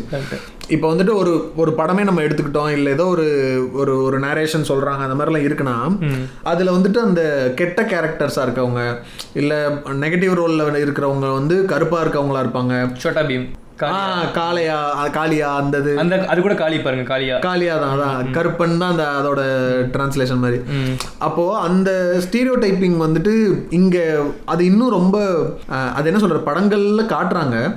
பட் நம்ம நேச்சுரலாவே இப்போ ஒருத்தர் நம்ம பாக்குறோம், ஃபர்ஸ்ட் டைம் ஒருத்தவங்களை பாக்குறோம், பார்த்தோன்னே அவர் வந்து ஒரு மாதிரி கொஞ்சம் ஃபேர் ஸ்கின்னா இருக்காரு அப்படின்னா அவர் மேலே வரக்கூடிய இம்ப்ரெஷனும், ஒருத்தர் வந்து நல்ல டார்க்கராக ஒருத்தர் இருக்காரு, அவர்கிட்ட நம்ம பேசவே இல்லை, அவர் ஜஸ்ட் பார்க்குறதுக்கு அவர் நல்ல டார்க்காக இருக்காரு, முடியெல்லாம் கொஞ்சம் சுருட்ட முடியாக இருக்குது, இந்த மாதிரிலாம் இருந்தாங்கன்னா பை டிஃபால்ட் நம்ம மைண்டில் வந்துட்டு ஒரு கம்பேரிட்டிவ்லி ஒரு அதிகமான ஒரு பய உணர்வு. இப்போ ஒரு நைட்டு நீங்கள் வந்துட்டு ஒரு இடத்துல தனியாக எங்கேயோ இதுக்கோ வெயிட் பண்ணிக்கிட்டு இருக்கீங்க, ஒருத்தர் அந்த இடத்துக்கு வர்றாரு பைக்கில், இதில் வந்து நிற்கிறாரு. அந்த பைக்கில் வர்றவர் நல்லா கொஞ்சம் ஃபேராக தலையெல்லாம் சுட்ட முடியாது இல்லாமல் நல்லா சீவி அப்படிலாம் இருக்காருன்னா அவரை பார்த்தோன்னே உங்களுக்கு வந்துட்டு அவர்கிட்ட போய் ஒரு ஹெல்ப் கேட்கலாம் அப்படின்ற ஒரு மனநிலை கிரியேட் ஆகுது. ஆனால் இதுவே வந்துட்டு கொஞ்சம் டார்க்கராக சுருட்ட முடியா இருக்காங்க அப்படின்னா அவரை பார்த்தோன்னே ஐயோ இது இவர்கிட்ட பேசலாமா, இவர் அந்த ஒரு ஸ்டீரியோடைப்பிங் கிரியேட் ஆகுது இல்லை? கரெக்ட். இது வந்து எல்லாத்தாலையுமே எஸ்டாப்ளிஷ் பண்ணப்படுது. படங்கள்லாம் பார்த்தீங்கன்னா எக்கச்சக்கமாகவே வந்து டெம்ப்ளேட்டாக ஆகிறது தான். ஜென்டில்மேன் படத்துலேயே இடஒதுக்கீடுக்கு அகெயின்ஸ்டாக பேசுறதுக்கான வினித் நல்ல வெள்ளையாக இருக்கிறவர் வந்து காலேஜுக்கு போக முடியல, ஏழையாக இருக்கிறவர் வெள்ளையாக இருக்கிற போக முடியல, காலேஜுக்கு போக முடியல. ஆப்போசிட்டில் வந்து வெள்ளையாக இல்லாதவங்க அவங்க காலேஜுக்கு போறாங்க அப்படிங்கிற மாதிரிலாம் இருக்கும். வெள்ளையில என்னென்ன கலர் வந்து காஸ்ட் டிவைட் பண்ணுது அப்படிங்கிற அதுவும் ஒன்று இருக்கு. பண்ணிட்டீங்க அந்த இடத்துக்கு. ஆமா, இந்த டிஸ்கிரீட் சார்ம் ஆஃப் சவர்னஸ்னு ஒரு ஷார்ட் ஃபிலிம் ஒன்று இருக்கும். அதுல இந்த மாதிரி தான். அதுல வந்துட்டு எதை பத்தி பேசியிருப்பாங்க அப்படின்னா அவங்க வந்து ஒரு ஷார்ட் ஃபிலிம் எடுப்பாங்க, ஒரு தலித் கேரக்டர் அந்த கதையில இருக்கும். இந்த தலித் கேரக்டருக்கு காஸ்டிங் பண்றதுக்கு அவங்க தேடும்போது அவங்க தேடுறதுலயே வந்துட்டு அந்த ஸ்பெசிஃபிகேஷன் வைப்பாங்க, என்னென்ன வேணும் அப்படின்னு வைப்பாங்க. இப்படி இந்த கலர்ல இந்த ஹைட்ல இந்த மாதிரி இருக்கணும், இந்த காம்ப்ளெக்ஷன் இருக்கணும் அப்படின்னு சொல்லி தேடிட்டே இருப்பாங்க. அதில் நிறைய பேரை பார்ப்பாங்க. பார்க்கும்போது இல்லை ஒன்றை பார்த்தா தலித் மாதிரி, இல்லை ஒன்றை பார்த்தா தலித் மாதிரி. அப்போ நீங்கள் ஒருத்தரை பார்த்தாலே அவர் தலித்துன்றத அப்போ உங்கள் மைண்ட் எதை பேஸ் பண்ணி அந்த டெசிஷனுக்குள்ள வருதுங்கிறத பற்றி எடுத்திருப்பாங்க. அது கொஞ்சம் ஒரு மாதிரி ஐ ஓப்பனிங்கான ஒரு அவங்க சப்போஸ்லி அவங்க வந்து அதாவது நல்ல இன்டென்ஷனோட எடுக்கிற மாதிரி எடுக்கிறவங்களா இருப்பாங்க அப்படிங்கிற காட்டுவாங்க. அந்த கேஸ்டிசம் வச்சு அந்த கேஸ்டிசம் எப்படியெல்லாம் தப்பா இருக்குன்றத காட்டுறதுக்காக ஒரு படம் எடுப்பாங்க. அதுல ஒரு தலித் கேரக்டர் இருக்கும். ஆனா அந்த கேரக்டர் கேஸ்ட் பண்றதுக்கு இவங்க கேஸ்டிசம் பண்ணிக்கிட்டு இருப்பாங்க அவங்களுக்கே தெரியாம. அதான் லாஸ்ட்ல வந்து என்ன பண்ணுவாங்க அப்படின்னா அவங்களுக்குள்ளே ஒருத்தர் வந்து கருப்பு கலர்ல பெயிண்ட் அடிச்சு அவங்கள தான் வந்து அடிக்க வைக்க போறோம் அப்படிங்கிற மாதிரி இது பண்ணுவாங்க. இப்போ நம்ம இந்த பிரச்சனைகள் நிறைய வருது இல்ல, லைக் வந்துட்டு வெள்ளையா இருக்க ஹீரோயின்ஸ் வந்து கருப்பு இது பண்ணி டேன் பண்ணி அப்பதான் அவங்க வந்து அந்த மாதிரி கேரக்டருக்குள்ள ஃபிட் ஆவாங்கன்ற மாதிரி ஒரு இந்த மேகதூதம்னு ஒரு பாட்டு வருமே, ஐரா படத்துலலாம் வந்து நயன்தாரா டார்க்கா காமிச்சு அதனால வந்து அவங்க கிராமத்து பொண்ணு அவங்க இல்லை அப்படி இந்த இப்போ ஒரு புரட்சி பண்ணிட்டு இருக்கானுங்களே விஜய் டிவியில், ஒரு ஃபெமினிசம் பண்ணிட்டு இருந்தானுங்களே. தெரியாது, பாரதி கண்ணம்மா தெரியாது இல்லையே, பார்க்கறது இல்லை. பாரதி கண்ணம்மா தெரியும், பார்க்கறது இல்லை. அப்போ நாங்கள் என்ன டெய்லி பார்த்துட்டு இருந்தா சொல்லி அந்த கேரக்டரை வந்துட்டு கருப்பாக கிரியேட் பண்ணதுனாலேயே அவங்க வந்து ஒரு புரட்சியாளர் அப்படின்றது. இவங்களுக்கு என்னன்னா அந்த அவங்கள பாவமாக காமிச்சு இவங்க ரொம்ப கஷ்டப்படுறாங்க, கருப்பாக இருக்கிறதுனாலே கஷ்டப்படுறாங்க, ஆனால் இவங்க இந்த புரட்சியெல்லாம் பண்ணுறாங்கன்னு ரெண்டு விதம் இருக்கு. படம் எடுக்கிறதுலேயே வந்துட்டு இந்த மாதிரி நீங்கள் ஸ்டீரியோடைப் பண்ணுறது தப்பு இல்லை, பெனவலன்ட் ரேசிசம். எக்ஸாக்ட்லி கரெக்டான வார்த்தை, பெனவலன்ட் ரேசிசம் பண்ணிக்கிட்டு இருப்பானுங்க அவனுங்க. இவர் வெற்றிமாறனோட அந்த பழைய வீடியோ ஒன்று அது முன்னாடி சொல்லிடுறேன், இவங்கெல்லாம் இப்படி பண்ணிட்டு இருக்கப்பதான் வந்து காலா கபாலி அசுரன் அப்படி கருப்பு சம்பந்தமான எல்லாத்தையுமே வந்து நல்லதாக காமிக்கிறது அப்படிங்கிற விஷயம் வருது. காலா படத்துல ஒரு பயங்கரமான அந்த ஒரு இது இருக்கும், பார்த்துருக்கீங்களா? இப்போ அதுக்கு முன்னாடிலாம் இப்போ மணிரத்னம்லாம் வந்து அவரோட படங்கள்ல வந்துட்டு இந்த கலர் டோனை வச்சு விளையாடுவாரு, செல்வராகவன்லாம் கலர் டோன் வச்சு விளையாடுவாரு. நீங்க ரஞ்சித் படங்கள் பாருங்க, அதுல வந்துட்டு ஹீரோ சம்பந்தப்பட்ட எல்லா விஷயங்களும் ஃபுல் பிளாக்கா இருக்கும். வில்லன் வந்துட்டு அவன் பேசுற விதமும் அதான் தான் இருக்கும். பியூரிட்டின்னு அவன் பேசுவான், அவன் ஃபுல் ஒயிட்டா இருப்பான், அவன் வீடு ஒயிட்டா இருக்கும், எல்லாமே அப்படி இருக்கும், ஒயிட்டா இருக்கும். ஆனால் அவன் தான் பேடான கேரக்டருங்கிறத எஸ்டாப்ளிஷ் பண்ணுறதுக்காகவே அதை பண்ணியிருப்பார் அவர். இன்ஃபேக்ட் நான் காலா படம், நான் ஃப்ரெண்ட்ஸ் கூட ட்ரிப்பு இந்த காலா படத்தை பேசிக்கிட்டு ரொம்ப பிடிச்சிருந்துச்சு ரீசெண்டாக பார்த்து அப்படின்னா எல்லாம் ஏன்னா அந்த படத்தை பிடிக்குது அப்படி எல்லாரும் அப்படி தான் கேட்குறாங்க. எனக்கு சரியான எனக்கும் அப்படி தானே இருந்துச்சு. ஃபஸ்ட் டைம் பார்க்குறப்ப எனக்கு அவ்வளோ பிடிக்கலடா, செகண்ட் டைம் பாருங்கடா அப்படின்னு சொன்னேன். அதுக்கப்புறம் நீங்கள் திருந்த மாதிரி தெரியல, சரி சாகுங்க அப்படின்னு பாட்காஸ்ட் ஆரம்பிச்சிருவாங்கன்னு நினைக்கிறேன். ஆரம்பிச்சிருவாங்க கண்டிப்பாக. அதான் இந்த வெற்றிமாறன் விஷயம். நம்ம ஒரு நாளையில செம்மையா செஞ்சிருப்பாரு ஒருத்தர், அப்படிதான் ஒரு படம் எடுத்திருப்பாரு. அந்த படத்துல வந்துட்டு அடித்தட்டுல இருந்து வரக்கூடிய ஒரு அந்த ஏரியா லைக் குப்பம் மாதிரியான இடம், ஒரு லேண்ட்ஸ்கேப்பை காமிச்சு அங்க இருக்கிறவங்க வந்துட்டு கார்த்திக் நாராயண் மாதிரின்னு வச்சுக்கோங்களேன், அது ரேப் நடக்கும்னு நினைக்கிறேன். அந்த படம் எனக்கு மறந்துடுது, அந்த ஷார்ட் ஃபிலிம் என்ன நடக்கும்னு இந்த மாதிரி தான் ஒரு ரேப் நடக்கும். அதில் வந்து அதில் பிரச்சனைக்குரிய விஷயம் என்னன்னா, ஃபர்ஸ்ட் ஆஃப் ஆல் வந்துட்டு இந்த மாதிரி குப்பத்தில் இருக்கவங்க இந்த மாதிரி தப்பு பண்ணுவாங்கன்னு காட்டினதே தப்பாக இருக்கும். அதுலேயே ஒரு வெற்றிமாறன் குறிப்பிட்டு என்ன கேட்குவார்னா, குப்பத்தில் 2 பேரை காட்டுறீங்க, அதில் ஒருத்தர் சகப்பாக இருக்கான், ஒருத்தர் கருப்பாக இருக்கான், அதுலேயும் அந்த கருப்பாக இருக்கவன் தான் தப்பு பண்ணுறான் அப்படின்ற மாதிரி அதையும் அப்படி வைக்கிறீங்க அப்படின்ற மாதிரி கேட்பார். அந்த டேரக்டர்னு சொல்லுவார், இல்லை நான் அதை இன்டென்ஷனலாக பண்ணல, நீங்கள் இன்டென்ஷனலாக பண்ணலன்னு எனக்கு தெரியும், ஆனால் உங்களுக்கு இன்டென்ஷன் இல்லாமலே உங்களுக்கு தோணுதில்ல கருப்பாக இருக்கவன் தான் தப்பு பண்ணுவான். பண்ணு அப்படின்னு. இந்த மைண்ட் செட் இருக்குல்ல, தெளிவு, இது வந்துட்டு நம்மளே தான் மாத்திக்க அதை புரிஞ்சுக்கிட்டு நடைமுறைக்கு அதை நம்ம கொண்டு வர்றது வந்து ரொம்ப கஷ்டமான ஒரு விஷயம். அதை சொல்லிடணும் நம்ம முன்னாடி பேசுறோமே, இது கஷ்டங்கிறது அக்னாலேஜ் பண்ணிட்டு அதுக்கான எஃபர்ட் போட்டால் தான் அது. இப்போ நம்மளே சொல்றோம், இப்போ நான் சொல்றேன், இப்போ வரைக்கும் நம்ம பாடி ஷேமிங் பண்ணி தான் இருக்கோம். ஏன் சொல்றோம்னா அதை விட்டு வெளியே வரணும் தான் நினைக்கிறோம். பட் அதுல நம்ம ரொம்ப பழக்கப்பட்டுட்டதுனால பல நேரங்கள்ல ரொம்ப அது கேஷுவலா நம்மளுக்கு வந்துருது. ஒருத்தங்களை பார்த்தோன்னே இல்ல நம்ம ஸ்டீரியோடைப் பண்ணி யோசிக்க கூடாது அப்படின்ற ஒரு மனநிலை வருது. அவ்வளோதையும் மீறி அதெல்லாம் விடுங்க, என்ன குண்டாயிட்டேங்கிற கேட்காம அவாய்ட் பண்ண முடிய மாட்டேங்குது யாரா இருந்தாலும். என்ன குண்டாயிட்டே என்ன ஒல்லி ஆயிட்டேங்கிறத அவாய்ட் பண்ண முடிய மாட்டேங்குது என்ன இருந்தாலும். அதை நம்ம நல்ல இன்டென்ஷன்ல கேட்குறோமோ தப்பா கேட்குறோமோ அந்த கேள்வி ஆட்டோமேட்டிக்கா வந்துருது. ஆமா ஆமா. இப்போ ஏதோ ஒரு படங்கள்லாம் பார்த்துட்டு இருந்தேன் ரீசெண்டா, சில த்ரில்லர் மூவிஸ்லாம் பார்த்துட்டு இருக்கும்போது இந்த போலீஸ் வந்து ஒரு கேஸை இன்வெஸ்டிகேட் பண்ணணும், அவங்களுக்கு க்ளூவே இல்லை. பட் அவங்க அதை இன்வெஸ்டிகேஷன் ஆரம்பிக்கும் போதே ஒரு 10 பேர் இருக்காங்கன்னா அதில் இந்த கருப்பாக இருக்காங்க ஒரு 2 பேரை கூப்பிட்டு அந்த மாதிரி கூப்பிட்டு அதை பண்ணும்போது எனக்கு ஒரு பக்கம் வந்து டக்குன்னு தான் ஸ்ட்ரைக் ஆகும். என்னடா அந்த இன்னும் அதை மெயின்டைன் பண்ணுறாங்களே அந்த கருப்பாக இருக்கவங்களாம் அப்படி ஒன்று வரும். இன்னொரு பக்கம் க்ளூவே இல்லாத ஒரு கேஸில் அவங்க யாரை சந்தேகப்பட முடியும் அப்படின்னு ஒரு கொஸ்டின் வரும். அதுக்கு இவங்க தான் சந்தேகமாக வர்றாங்கன்றது தப்பு தான். ஆனால் அவங்கள தான் சந்தேகப்படுற மாதிரி வந்துருச்சுன்றதுக்கான காரணமே இந்த இத்தனை வருஷத்தோட கண்டிஷனிங் தான். கரெக்ட். இது மீடியாலாம் இந்த மாதிரி இருக்குது. ஆனால் ஜென்ரல் வந்து இண்டஸ்ட்ரீஸ் எப்படி பிஹேவ் பண்ணுது, ஃபேஷன் இண்டஸ்ட்ரி, இந்த பியூட்டி ஸ்டாண்டர்ட்ஸ்லாம் டிஃபைன் பண்ணுறது யார் எப்படிங்கிறதையும் பார்க்கணும். இந்த ஃபேர்னஸ் கிரீம்ங்கிறது ஒரு பயங்கரமான ஒரு மித்துன்னு சொல்லலாமா, இல்லை ஒரு ஸ்கேம்னு சொல்லலாம். இது ஒரு விஷயம் சொல்லுவாங்க, இது உண்மையா இல்லை கான்ஸ்பிரசி தியரியா என்னமோ தெரியல. ஐஸ்வர்யா ராய் வந்து உலக அழகி பட்டம் வாங்கினதே வந்துட்டு ஃபேர்னஸ் ப்ராடக்ட்ஸை இந்தியாவில் செல் பண்ணுறதுக்கு தான் ஒரு சொல்லுவாங்க. அதுக்கான ஆத்தென்டிக்கான சோர்ஸ் எல்லாம் ஃபேர்னஸ் கிரீம்ங்கிறதுக்காகவான்னு இல்லை, பயங்கர மார்க்கெட் இருக்குது ஃபேஷன் இண்டஸ்ட்ரியில். அந்த ஃபேஷன் இண்டஸ்ட்ரி வந்து டெவலப்பிங் கண்ட்ரிஸ், தேர்ட் வேர்ல்ட் கண்ட்ரீஸில் கொண்டு வரணுங்கிறதுக்காகவே வந்து பர்பஸ்ஃபுல்லாக வந்து இங்கே. ஆமாம், அப்போ வரைக்கும் இவங்க கலர் ஆகணுன்ற மைண்ட் செட் இருந்தாலுமே நேச்சுரல் ப்ராடக்ட்ஸ் தான் யூஸ் பண்ணிட்டு இருந்தாங்க. இப்போ மஞ்சள் பூசுவாங்க, இந்த கடலை மாவு இப்படி தான் இருப்பாங்களே தவிர க்ரீம்குள்ள என்டர் ஆகிறதுக்கு ரொம்ப ஹெசிடேட் பண்ணுவாங்க. அப்போ இந்தியாவிலேருந்து ஒருத்தரை வந்துட்டு மிஸ் வேர்ல்டு ஆகுறோம், மிஸ் யூனிவர்ஸ் ஆகுறாங்க. அப்போது அவங்க வந்து பயங்கரமாக மார்க்கெட் பண்ணப்படுறாங்க. இந்தியாவோட உலக அழகின்னு பயங்கரமாக மார்க்கெட் பண்ணுறாங்க. அப்போ ஐஸ்வர்யா இப்போ இந்த ஸ்டாண்டர்ட்ஸை வச்சு பார்த்தாலுமே ஐஸ்வர்யா ராய் தான் அழகு, அவங்கள தவிர அந்த டைம்ல இருந்து வேற யாருமே அழகு இல்லைன்னு அர்த்தமா? அப்படி கிடையாது. அவங்க அந்த பார்ட்டிசிபேட் பண்ணிட்டாங்க. பார்ட்டிசிபேட் பண்ணதுல அதுல சில அதான ஆட்டிடியூடு நிறைய விஷயங்கள் அதை எவால்வேட் பண்ணி தான் அந்த மிஸ் வேர்ல்டெல்லாம் அவங்க டிசைட் பண்றாங்க. ஆனா அதை ஜெயிச்சதுக்கு அப்புறம் உலக அழகின்ற ஒரு பட்டத்தை வச்சு இந்தியாவுக்குள்ள வரும்போது இந்தியன் மனநிலை என்னவா இருக்குன்னா, உலகத்திலேயே இந்த பொண்ணு தான் அழகு. இப்போ வந்துட்டு ஒரு படத்துல வந்துட்டு இப்போ சும்மா ஒரு பேச்சுக்கு எடுத்துவோமே, இப்போ ஐஸ்வர்யா ராய் இருக்காங்க, அவங்க டைம்லயே நடிச்சிட்டு இருக்கிற இன்னொரு பாலிவுட் ஹீரோயின் யாரோ ஒருத்தவங்க இருக்கான்னு வச்சுக்கோமே.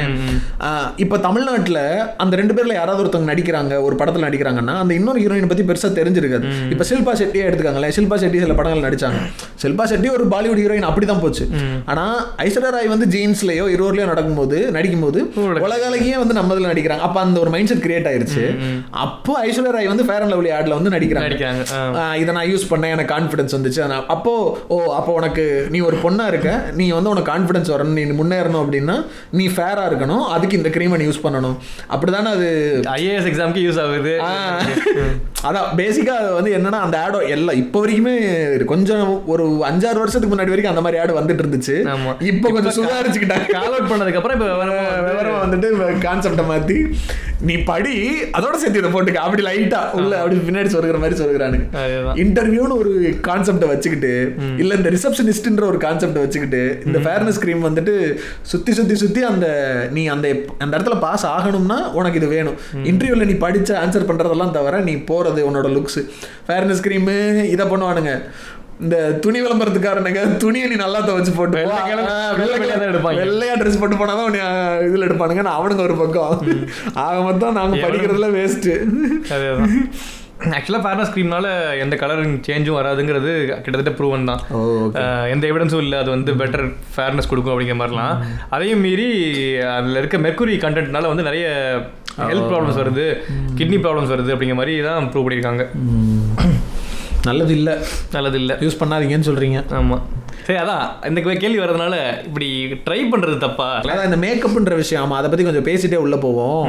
இப்போ இந்த டிவி ஷோஸ்லலாம் வந்துட்டு நம்ம அதை கிண்டல் பண்றாங்க, அதெல்லாம் பார்க்குறோம்ல. அந்த அதை பத்தி பேசும்போதே எனக்கு டக்குன்னு மைண்ட்ல வர்றதே வந்துட்டு, இப்போ இந்த விஜய் டிவியில் வந்து நிஷான்னு ஒருத்தங்க ஒரு காமெடியன் இருப்பாங்க. அவங்க எந்த ஷோவுக்கு வந்தாலும், அவங்க இனிஷியலாக வந்த ஷோவாக இருக்கட்டும், அதுக்கப்புறம் சும்மா கெஸ்ட் மாதிரி நடுவில் வர்ற ஷோவாக இருக்கட்டும், எதில் வந்தாலுமே அவங்களோட மேக்கப்பையும் கலரையும் வச்சே ஒரு 1/2 மணி நேரம் கண்டென்ட் ரெடி பண்ணிடுவாங்க.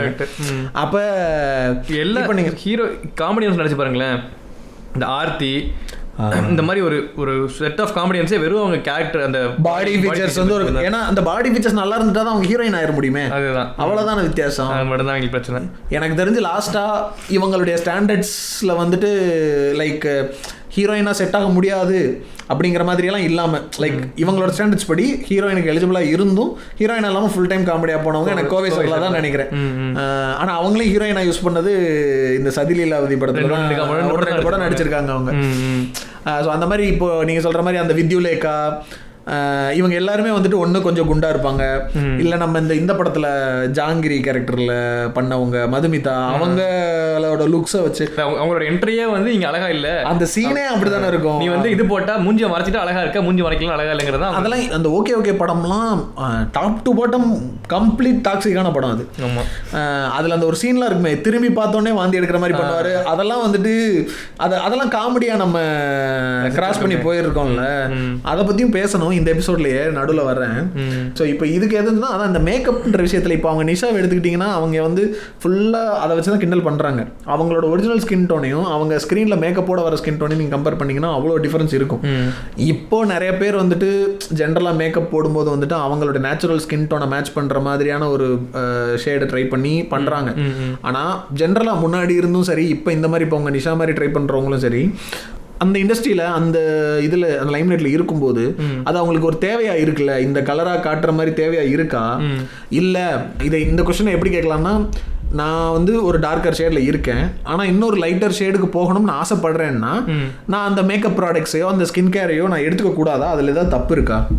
அதை நம்ம எப்படி அதையுமே நம்ம வந்துட்டு இல்லை நீ வந்து கருப்புனா கருப்பாகவே இரு, நீ ஏன் வெள்ளையாக ட்ரை பண்ணுறேன்னு நம்ம அதை சொல்லலாமா? இல்லை அதை எப்படி அதை எப்படி எடுத்துக்கிறது? இல்லை அதான் அவங்களை எப்படி ப்ரெசென்ட் பண்ணிக்கணும்னு நினைக்கிறாங்கிறதுல தப்பு இல்லை. அவங்க எப்படியும் நினச்சிக்கலாம், என்னென்ன பண்ணிக்கலாம். இங்கே ப்ராப்ளம் என்ன அப்படின்னா அவங்கள அப்படி நினைக்க வைக்கிறது இந்த சொசைட்டியோட மேனிபுலேஷன் இருக்குது இல்லை, அதுதான் அட்ரஸ் பண்ணணும்னு நினைக்கிறேன். ஒன்றும் இல்லை, இப்போ வந்து வெள்ளையாக இருக்காங்க ஃபாரினில், டேன் ஆகணும்னு நினச்சி பண்ணுறாங்கல்ல, அதை நம்ம வந்து குறை சொல்கிறது கிடையாது. இப்படி ஏன் வந்து டேன் ஆகணும்னு நினைக்கிறீங்க அப்படின்னு கேட்கறது கிடையாது. அதே மாதிரி டார்க்காக இருக்கவங்க வெள்ளையாக ஆகணும்னு நினைக்கிறது ஓகே தான், அது பிரச்சனை கிடையாது. பட் வந்து அதுக்கான ரீசன் வந்து பிளாக்காக இருக்கப்போ நான் இன்ஃபீரியராக இருக்கேன், நான் சுப்பீரியர் ஆகணும் அப்படின்னு நினச்சி பண்ணுறது தப்பாக இருக்கும்னு நினைக்கிறேன். அந்த இன்ஃபீரியாரிட்டியை நம்ம கிரியேட் பண்ணியிருக்கோம் இத்தனை. ஏன்னா நீ வந்து கிரவுண்ட் கண்டிஷன்ஸ், அதாவது சுச்சுவேஷன்ஸ்லாம் ஒரே மாதிரி வச்சுட்டு அவங்கள வந்து மாற சொல்றது தப்பு கிடையாது. இப்போ ரிவீலிங் ட்ரெஸ்லாம் போட்டு ஆக்ட் பண்றவங்க வந்து தப்பு சொல்லுவாங்கல்ல. நீங்க வந்து இண்டஸ்ட்ரி வந்து மேல் கேஸ் இண்டஸ்ட்ரியை வச்சுக்கிட்டு அதை எக்ஸ்பெக்ட் பண்ணி காசு சம்பாதிக்கிற ஹீரோயின்ஸ் திட்டுறோம்ல, அந்த மாதிரி தான் அது வந்து நம்ம பண்ணக்கூடாது. கரெக்டான ஒரு கார்லேஷன்.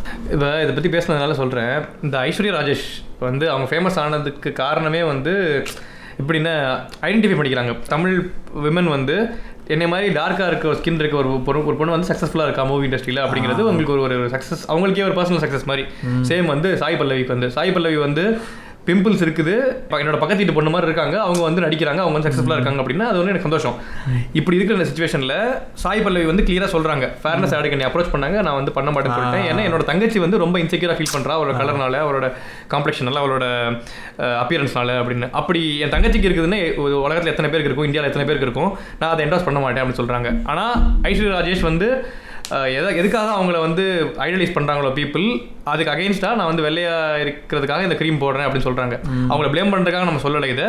பட் ஸ்டில் வந்து பொலிட்டிக்கல் அண்டர்ஸ்டாண்டிங் வந்து எப்படி வந்து ஒருத்தவங்களுக்கு வேணும் தேவைப்படுது அப்படிங்கிறது சொல்கிறது. ரொம்ப வருஷம் வெயிட் பண்ணிட்டு ஃபைனலி ஒருத்தவங்க வந்துட்டாங்கடா அப்படின்னு நம்ம ஒரு இது இருக்கும்போது ஏமாற்றுறவங்க நம்மளுக்கு இப்போ அவங்களும் வந்துட்டு அந்த இதையே என்டோஸ் பண்ண மாதிரி பண்ணும்போது அது கொஞ்சம் டிசப்பாயிண்டிங்காக இருக்குங்கிறது தான். அதாவது அவங்களுக்கு ஃபினான்ஷியல் தேவைகள் இருந்திருக்கலாம், அவங்களுக்கு வந்து வேற என்ன காரணத்துக்காக அவங்களுக்கு பண்ணலாம், அவங்களோட நியாயங்களை நம்ம கேள்வி கேட்கல, அவங்க சந்தேகப்படல, எதுவுமே பண்ணல. ஆனால் இது வந்து ஆஸ்பைரிங் யங் டிசப்பாயிண்டிங்காக இருக்கு யங் கேர்ள்ஸ்க்கு எப்படி இம்பாக்ட் பண்ணுவோம். ஏன்னா இதுவுமே அடுத்து பேசணும் நம்ம வந்து மென்டாலிட்டி. இப்போ நம்ம எவ்வளவோ பேர் வந்து பாடி ஷேமிங்க்கு ஆளாகிறோம், நிறைய ஹார்ஷ் எஃபெக்ட்ஸ் இருக்கும். இப்போ சைக்காலஜிக்கலி நிறைய எஃபெக்ட் ஆகும், அவங்களோட சோஷியல் வெல்பீயிங் சோஷியல் கனெக்ஷன்ஸில் நிறைய பிரச்சனை வரும், ஃப்ரெண்ட்ஸ் இல்லாமல் போவாங்க, இது மாதிரி நிறைய இருக்குது.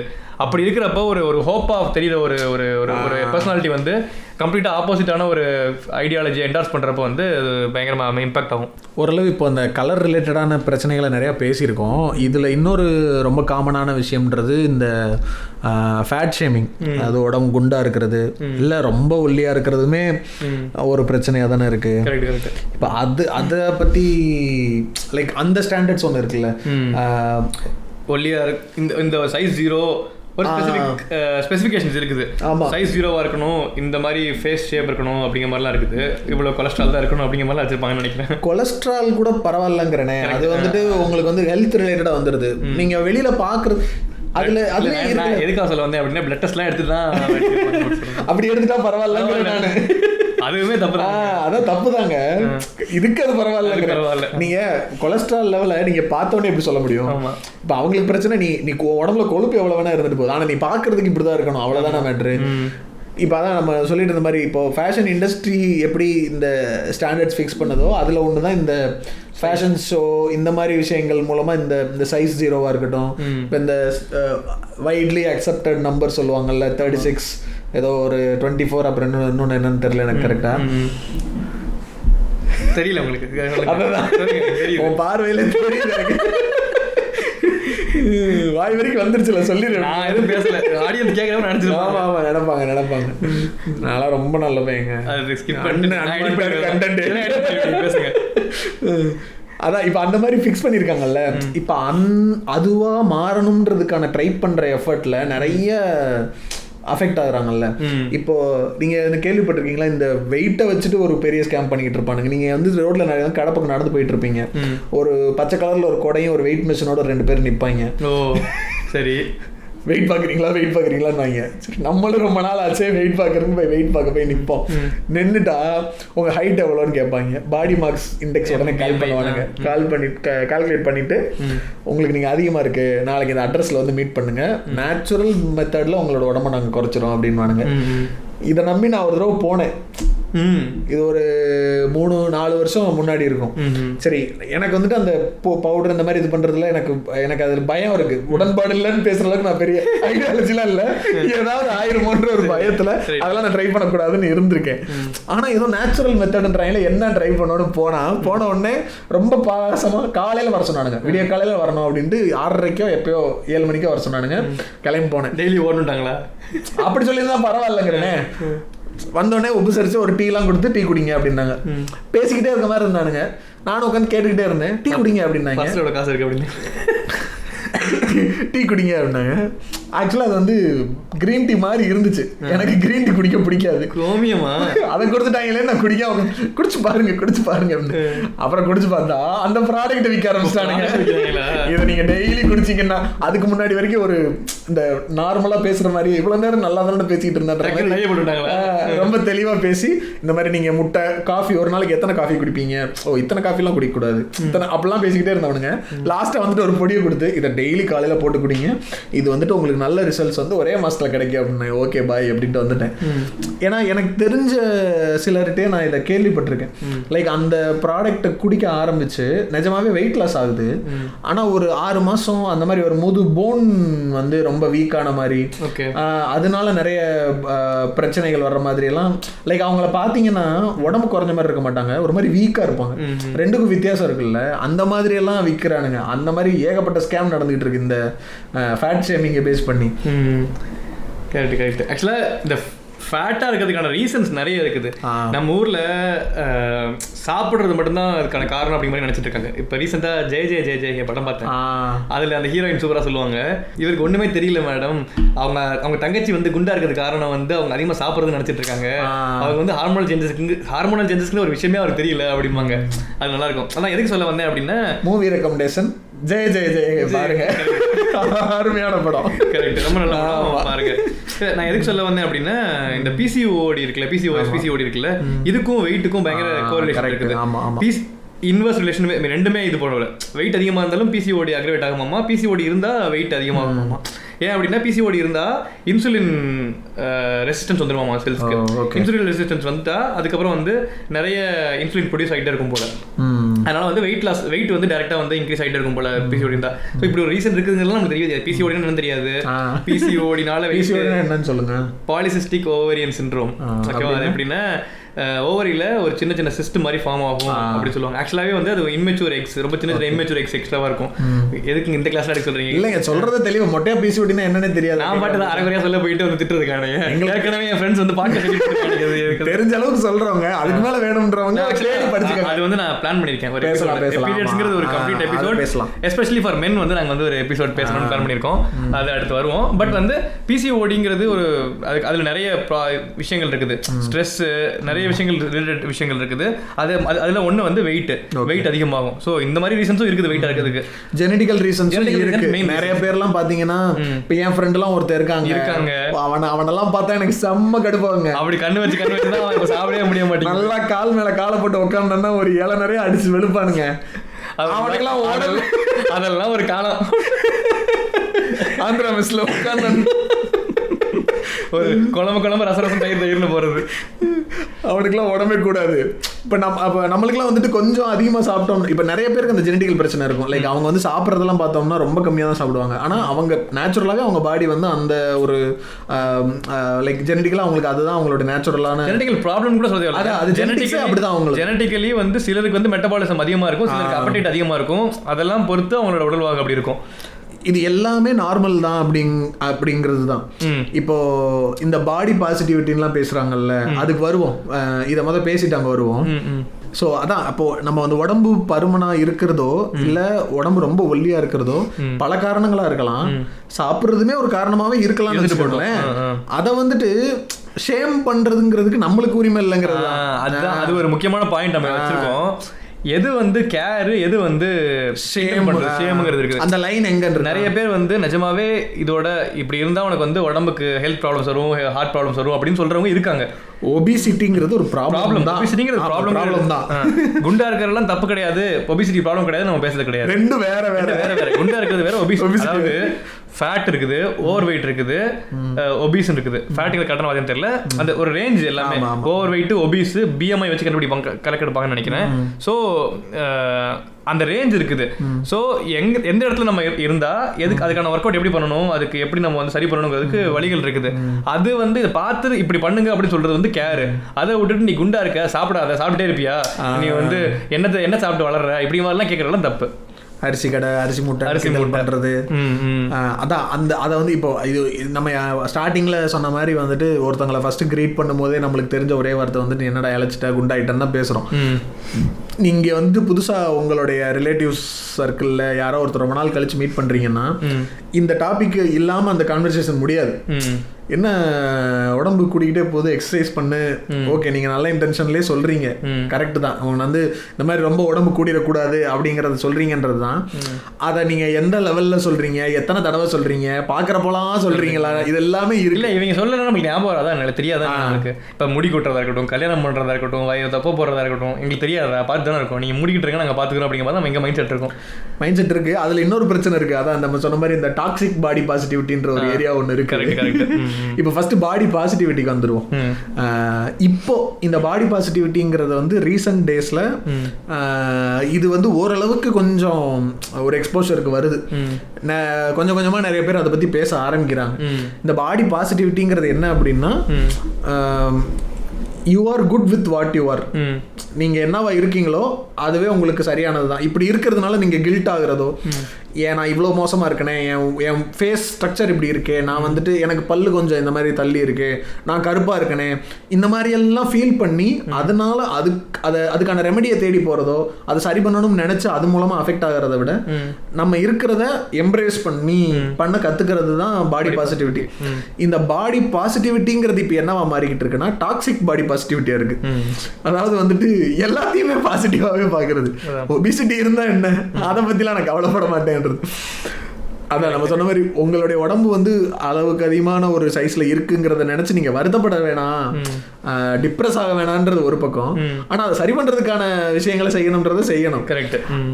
மை லைஃப் மை ரூல்ஸ் அப்படின்னு எல்லாத்துக்கும் பேசிக்கிட்டு இருக்க முடியாது, போயிட வேண்டியதான். அதே மாதிரி மால் நியூட்ரிஷன் இருக்கு, ஒபிசிட்டி இந்த பக்கம். கரெக்ட், மால் நியூட்ரிஷன் ஒரு பக்கம் இருக்கு. நம்ம வந்து அந்த சைஸ் ஜீரோ மெயின்டைன் பண்றேன்னு சொல்லிட்டு நம்மளுக்கு தேவையான டெய்லி நம்ம பாடிக்கு தேவையான லெவல் ஆஃப் நியூட்ரியன்ஸே நம்ம எடுத்துக்காம இருக்கிறது அகைன் அதுவும் வந்து நம்ம உடம்ப தான் பாதிக்கும். இப்போ ஜென்ரலாகவே நம்ம லைஃப் ஸ்டைலுக்கு வந்து கிட்டத்தட்ட சேம் கைண்ட் ஆஃப் நியூட்ரியன்ஸ் தான் நமக்கு எடுத்துகிட்டே இருப்போம். டிஃப்ரெண்ட் தேவையான நியூட்ரியன்ஸ் எல்லாமே எடுக்க மாட்டோம். அப்படி இருக்கிறப்ப மால் நியூட்ரிஷன்லாம் வந்து நிஜமாவே ஒரு த்ரெட்டு தான். அப்படி இருக்கிறப்ப நம்ம பார்த்து தான் போகணும். டயட்ன்ற வார்த்தையில நிறைய பிரச்சனை இருக்கு. நிறைய பேர் வந்து டயட்னு சொன்னோன்னே என்ன எடுத்துக்கிறாங்கன்னா சாப்பிடாம இருக்குதுன்னு நினைச்சுக்கிறாங்க. அதோட முழு வார்த்தை என்னன்னா பேலன்ஸ் டயட்னு தான் சொல்லுவாங்க. அந்த பேலன்ஸ்னா என்ன அர்த்தம்னா உனக்கு ஒரு நாளைக்கு தேவையான உன்னோட கேலரிஸ் பர்ன் பண்றதுக்கு இந்த இவ்வளோ ப்ரோட்டீன் இருக்கணும், இவ்வளோ கார்ப்ஸ் இருக்கணும்னு அந்த இதெல்லாம். டயட்டுங்கிறது வந்து ஒரு ஸ்டாண்டர்டான விஷயமே கிடையாது. பேலன்ஸ் டயட்டுங்கிறது ஸ்டாண்டர்ட் விஷயம் கிடையாது. ஏன் அப்படின்னா உங்களோட வெயிட்டை பொறுத்து உங்களுக்கு எவ்வளோ கேலரிஸ் நீங்கள் இன்டேக் பண்ணுவீங்க, ஒரு நாளைக்கு நீங்கள் எவ்வளோ கேலரிஸ் பர்ன் பண்ணுவீங்கிறத பொறுத்து உங்கள் கேலரிஸ் இன்டேக் பார்க்கணும். ஓகேவா? இப்போ நான் வந்து என்னோட இந்த ஹைட்டுக்கு இந்த வெயிட்டுக்கு 2500 கேலரிஸ் நான் வந்து பர்ன் பண்ணுறேன் ஒரு நார்மல் ஆக்டிவிட்டிஸோட. ஓகேவா? நான் சாப்பிட்றது எவ்வளோ இருக்குது, 2800 கேலரிஸ் இருக்குது அப்படின்னா நான் வேற எக்ஸ்ட்ரா ஃபிசிக்கல் ஆக்டிவிட்டி எதுவுமே பண்ணல அப்படின்னா இந்த 300 கேலரிஸ் எக்ஸ்ட்ரா ஆட் ஆகிட்டே இருக்கும் என்னோட. அதை நான் பண்ணுறதுக்கு எனக்கு ஃபிசிக்கல் ஆக்டிவிட்டி வேணும். ஸோ இதெல்லாம் கால்குலேட் பண்ணி ஃபுட் இன்டேக் ரெகுலராக ட்ராக் பண்ணி அப்படி பண்ணுறதுக்கு பேர் தான் ப்ராப்பர் டயட். ஒரு ஸ்பெசிஃபிக் ஃபார்முலா யாருக்கும் சூட்டே ஆகாது. ஆமாம், பர்சனல் டயட்டிஷியன்லாம் வச்சு அந்த மாதிரி உங்களுடைய நேச்சுரல் ரொட்டீன் எல்லாம் ஃபாலோ பண்ணி அதை பேஸ் பண்ணி தான் அந்த டயட்லாம் டிசைட் பண்ணுவாங்க. இப்போ அந்த பாடி பாசிட்டிவிட்டிங்கிறத இப்போ என்னவா மாற்றிருக்காங்க அப்படின்னா பாடி நியூட்ரலிட்டியாக மாற்றிருக்காங்க. பாசிட்டிவிட்டின்ற வார்த்தையை கேட்டோன்னு நீங்களாம் ரொம்ப பாசிட்டிவ் ஆகுறீங்கடா, அவ்வளோலாம் ஆகாதீங்க, நியூட்ரலாக இருங்க அப்படி வந்துருச்சு இப்போ.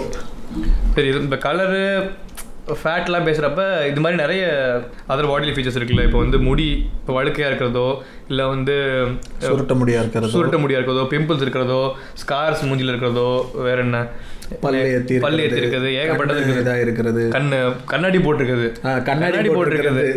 அதான் கண்ணாடி போட்டிருக்கிறதுலாம் ஏதோ வந்து கண்ணாடி போட்டாலே வந்து நேர்டு மாதிரி. நேர்டுனாலே ஒரு படத்தை நீங்கள் நேர்டை வந்து காட்டணும் அப்படின்னாலே கண்ணாடி போடுறது.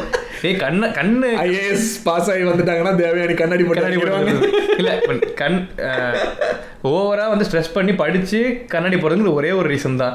அது இல்லாமல் கண்ணாடி போடுறதுக்கான ஏகப்பட்ட ஜெனட்டிக் ரீசன்ஸ் இருக்கலாம், ஸ்ட்ரெஸ் ரிலேட்டட் ரீசன்ஸ் இருக்கலாம், ஏகப்பட்ட ரீசன்ஸ் இருக்கலாம். அதெல்லாம் கிடையாது. நேர்டுன்னா கண்ணாடி போட்டுருவோம் அப்படிங்கிறது. இதெல்லாம் ஸ்டீரியோடைப்ஸ், ஒரு கைண்ட் ஆஃப் ஸ்டீரியோடைப்ஸ் தான். இப்போ பிம்பிள்லாம் நான் இப்போ சொன்னேன்ல, சாய் பல்லவிலாம் வந்து நல்ல எக்ஸாம்பிள். இது வந்து ஒரு ரெப்ரசன்டேஷன், ஒரு பயங்கரமான ஒரு ஹோப் தரும் நிறைய பேருக்கு. ஆமாம், அதையும் ரொம்ப நாளாக ஒரு அஜெண்டாவாக ஷேமிங் பண்ணதெல்லாம் இருந்துட்டு தானே இருந்துச்சு. எத்தனை ஆடில் வந்துட்டு பிம்பிள்ஸை தொட்டு காமிச்சு தான் அந்த ஆடே ஸ்டார்ட் ஆகும். கரெக்ட், பிம்பிள்ஸ் வந்துருச்சு, எனக்கு பிம்பிள்ஸ் வந்துருச்சுன்னா இந்த க்ரீம்ஸ் எல்லாம் ஸ்டார்ட் ஆனது. இப்போ சாய்பல்லே மாதிரி ஆட்கள் வந்துட்டு எனக்கு பிம்பிள்ஸ் இருந்தாலும் நான் வந்துட்டு என்னால் நடிக்க முடியும். அவங்க ஒரு பொசிஷனுக்கு வரும்போது ஓகே நம்மளுக்கு வந்து அதில் ஒரு ஹோப் கிடைக்குதுல, அந்த ஒரு அஷூரன்ஸ் கிடைக்குதுல, ஓகே அது தப்பு இல்லை, அது ரொம்ப பிரச்சனைக்குரிய விஷயம் இல்லை அப்படின்ற மாதிரி. இதுக்கும் பிசிஓடிக்கும் லிங்க் இருக்குது. உங்களுக்கு பிசிஓடி இருந்தால் இந்த பிம்பிள்ஸ், ஆக்னி இதெல்லாம் இருக்கும். சில பேருக்கு வந்து எந்த ப்ராப்ளமும் இல்லாமல் இருக்கும் போல. சில பேருக்கு வந்து இந்த பீரியட்ஸ் வரப்பெல்லாம் வந்து இந்த பிம்பிள்ஸ் அதிகமாகிட்டே இருக்கும். பேசுவோம், இதை தனியாகவே பேசுவோம். ஆமாம், வேற என்னென்ன மாதிரி இப்போ கால் ஒருத்தவங்க சாஞ்சு நடந்தாங்கன்னா அது ஏபிலிசம்ல வருங்கிறது தனி இருக்கு. அதையுமே இந்த எபிசோட்ல வந்து நிறைய வந்து இந்த ஓவர்லாப் இருக்கும். ஏபிலிசமாக இருக்கட்டும், கேஸ்டிசமாக இருக்கட்டும், நிறைய ஓவர்லாப் இருக்கும். ஆனால் வந்து இந்த மாதிரி ஒருத்தவங்களோட பாடிலி ஃபீச்சரை வச்சு கிண்டல் பண்ணுற எல்லாத்துலேயுமே பாடி ஷேமிங்லேயும் கன்சிடர் பண்ணிக்கலாம். ஆமாம், இப்போ முடி வழுக்கையாக இருக்கிறத வச்சுக்கலாம் கிட்டத்தட்ட கவுண்டமணிலாம் ஃபுல்லாகவே வந்து நிறைய இருக்கு. வடிவேலாம் என்ன நீங்கள் சொன்னீங்க, என்ன திடீர்னு ஷாக்கா நீங்கள் வடிவேல் நான் சொன்னதுக்கு கரெக்டு தான், யோசிச்சு பார்த்தோம்னா வருது. ஆமாம், எழுதி போடுங்களா இருக்குன்னு அப்படின்னா அபரிமிதமான ஒரு அட்ராக்ஷன்னால சில விஷயங்கள் மறைச்சிருது இல்லை, ஓவர் ஷேடோ ஆயிரும். ஆமாம், அந்த மாதிரி எழுதி போடுங்களா இருக்கு அப்படின்றப்பாரு. அந்த மாதிரி வரும். சொட்டத்தலையான்ற வார்த்தையெல்லாம் எத்தனை படத்தில் வந்து. ஆமாம் ஆமாம், கரெக்ட். அதான் அப்படி காமெடிக்குள்ளே கூட போகிறீங்க. அதான் இந்த மாதிரி நிறைய விஷயங்கள் இருக்குது. ஆக்சுவலாக பாடி ஷேமிங்கிறது வந்துட்டு குண்டா இருக்கிறதும் கலர் பற்றி மட்டும் இல்லை. நம்ம லிஸ்ட் பண்ணணும்னு அவசியம் கிடையாது, ஒவ்வொன்றும் லிஸ்ட் பண்ணணும்னு அவசியம் கிடையாது. பாடி ஷேமிங்கிறது என்னங்கிறது உடல் ரீதியான ஏதோ ஒரு ஃபீச்சரை பேஸ் பண்ணி நீங்கள் வந்து ஒருத்தங்களை வந்து கிண்டல் பண்ணுறீங்க இல்லை ஷேம் பண்ணுறீங்கன்னாலே அது எல்லாமே பாடி ஷேமிங்கில் தான் வரும். போன எபிசோட்ல சொன்ன மாதிரி பஞ்சாயத்தில் நான் பேசக்கூடாது, பேசவே கூடாது, நீ எதுவுமே சொல்லக்கூடாது, அந்த மாதிரி தான். நம்ம இந்த கிண்டல்ங்கிறதே நிறைய இடங்கள்ல வந்து காமெடியாக எடுத்துக்கணும் அப்படின்ற ஒரு எதிர்பார்ப்போட தான் இதை பண்ணுறோம்ல. இப்போ நம்மளுக்கு ஃப்ரெண்ட்ஸுக்கு நிக் நேம் வைக்கிறதுலேருந்து இருக்கட்டும், ஒரு குரூப்பாக சேர்ந்து ஆரம்பிக்கிறோம்னா அதில் ஒரு 2 பேர் பலியாடு ஆனால் தான் அந்த குரூப்பை வந்து நம்ம பெரிய ஆள் ஆக முடியும், காமெடியானா நம்ம வந்து எஸ்டாப்ளிஷ் ஆக முடியும். அப்போ இந்த காமெடிங்கிறதும் பாடி ஷேமிங்கை வந்துட்டு ரொம்ப வருஷமாக ரொம்ப நார்மலைஸ் பண்ணி அது ஒரு பிரச்சனைக்குரிய விஷயமா யோசிக்க விடாமலே இருந்ததுக்கு வந்துட்டு இந்த காமெடி வந்து ரொம்ப முக்கியமான ஒரு ரோல் இருக்கு. அது படங்கள்ல இருக்கிறதும் சரி, டிவி ஷோஸ் அந்த மாதிரி இருக்கிறதும் சரி, நம்ம ரெகுலர் ரொட்டீன் லைஃப்லயே நம்மளே அதான் பண்ணிட்டு இருக்கோம்.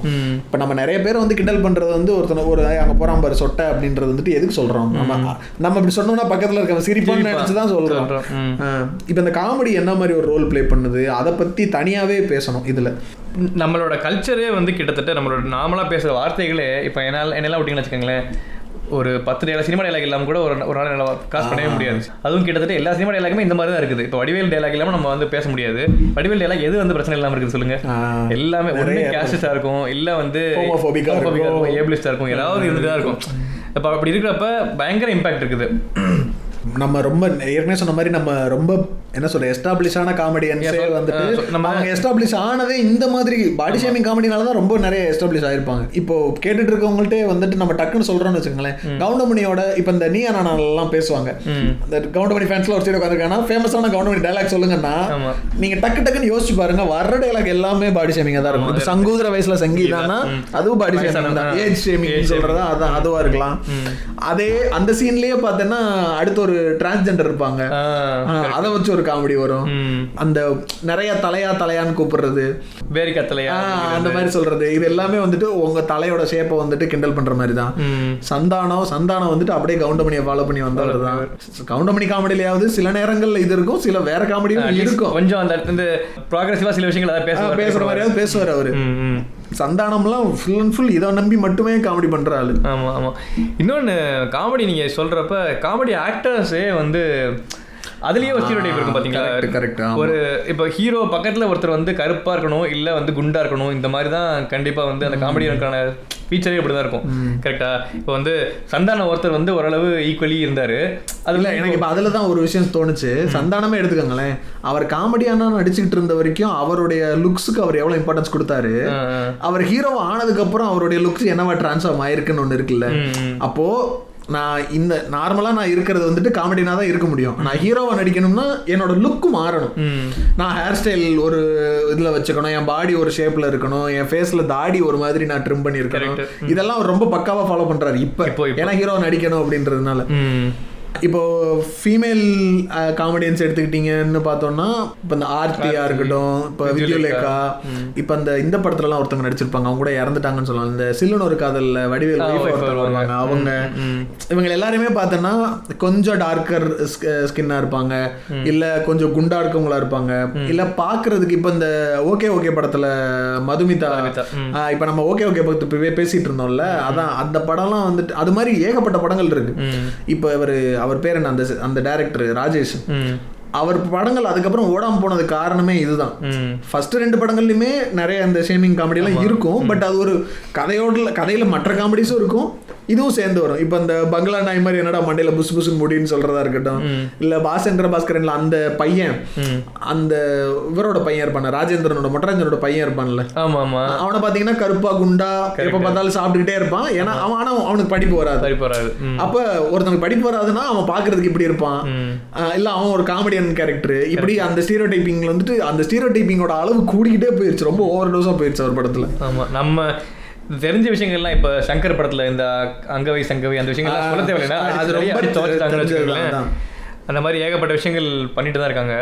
இந்த காமெடின்ற டாப்பிக்கை எடுக்க வந்ததுக்கான தனியாக பேசணும்னு சொன்ன நினைச்சது காரணம் என்னன்னா, இப்போ நம்ம சொன்ன மாதிரி ரெகுலர் லைஃப்ல நம்ம வந்துட்டு அதை ரொம்ப காமெடியாக யூஸ் பண்ணிட்டே இருக்கோம்ல. நம்ம யூஸ் பண்ணுறோன்றது ஒன்று, இப்போ நம்ம அதை விட்டு வெளியே வரணும், அதை மாற்றிக்கணும்னு ட்ரை பண்ணுறோம். இப்போ நம்ம இருக்க இடத்துல ஒருத்தங்க வந்து அதை காமெடியாக யூஸ் பண்ணுறாங்க, அதை நம்ம எப்படி ரிசீவ் பண்ணிக்கிறது அப்படிங்கிற ஒரு கன்ஃபியூஷன் சொல்கிறதா எப்படி சொல்கிறது. இப்போ வந்துட்டு அந்த இடத்துல அது அன்கம்ஃபர்டபுளாக ஆகுது.